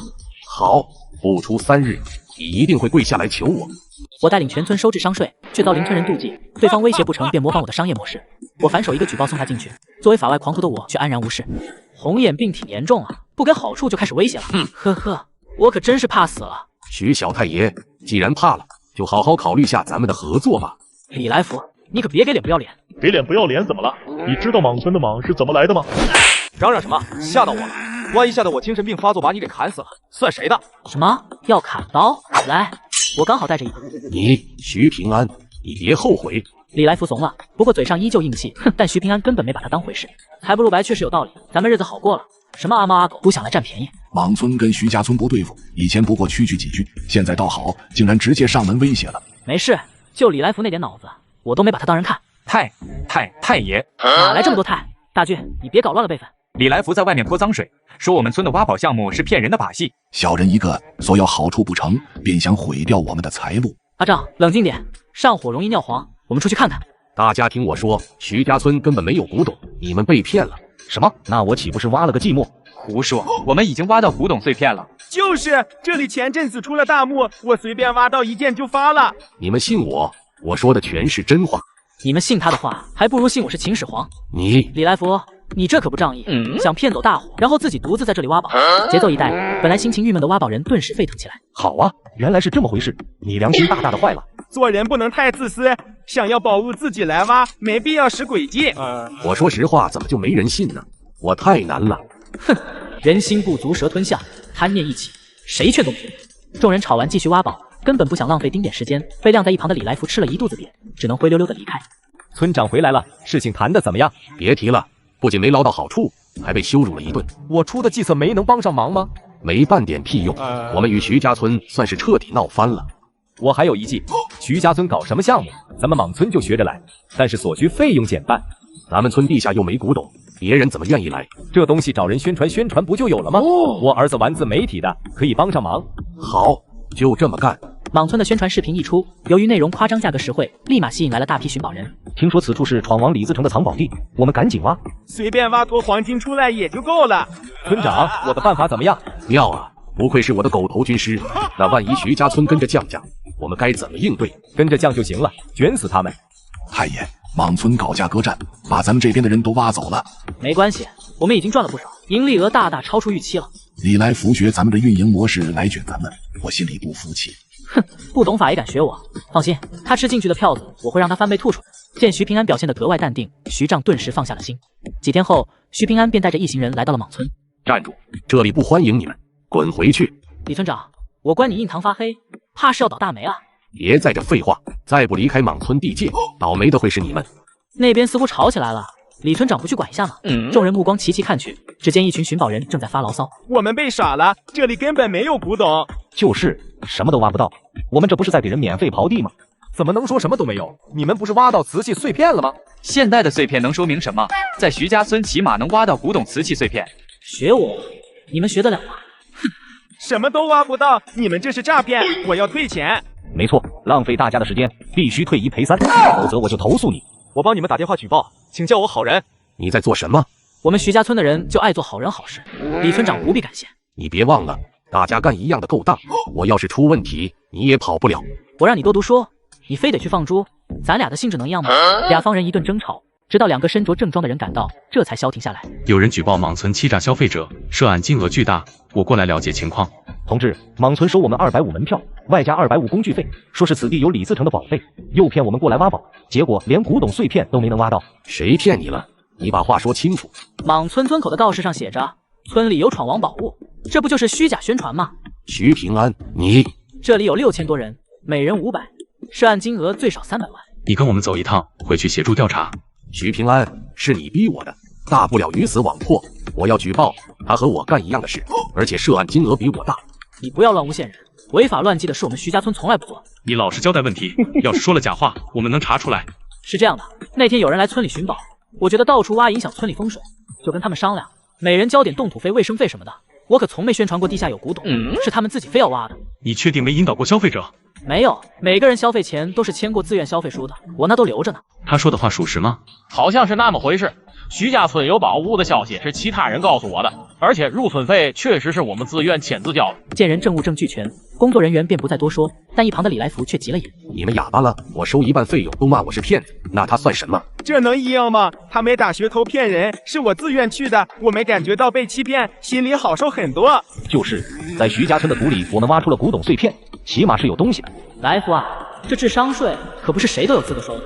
事情我们已经清楚了，带他回去调查，其他人散了，不要聚在一起。随着李来福被带走，众人也纷纷散去。没过几天，关于莽村的处罚便下来了。莽村退1赔3，游客才同意签的谅解书，这次他们裤衩都赔光了。李来福呢？放回来了。宣传视频是李二狗的儿子弄的，由他去顶雷了。有了这个教训，希望李来福收敛点，否则有他好看。还有个问题，咱村里来挖宝的人也基本都离开了。无妨，这本来就是小打小闹，咱们真正的大项目也该启动了。阿翔，跟我去接人。徐平安要去接的人自然是徐天，他们准备启动无公害蔬菜种植项目，但接人回来的路上却出了意外。阿翔，你怎么开车的？这么宽的路都能撞上？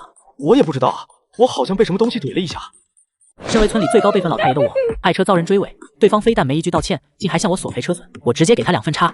瞎了你的狗眼！你会不会开车？竟敢用车屁股撞我的车头！就是开辆破车在路上晃悠啥？你们没病吧？开车追尾全责，还好意思冲我嚷嚷？土包子，这叫法拉利，你懂不懂？随便刮掉点车漆，你卖血都赔不起。不是，我刚才说的话，你一句没听进去是吧？阿翔，跟人才用讲道理，畜生是听不懂人话的。太爷说的是，我大意了。土包子，你敢骂我？我原本不打算要赔偿，可你骂了人，必须赔偿50万。好，我赔，要不凑个整，赔你100万好了。卧槽，土包子这么有钱，难不成他是邝老板家的傻儿子？徐平安的话使马三欣喜若狂，可高兴没几秒钟，一盆凉水就浇了下来。阿翔，烧给他。100万的面值太小了，在下面都不流通的，烧张100亿的给你，不用找了。故意耍我是吧？不给赔偿，你们今天走不了。哦，这样，这算什么回答？老子说的话你听不到吗？三哥，我已经摇人过来了，看他还怎么嚣张。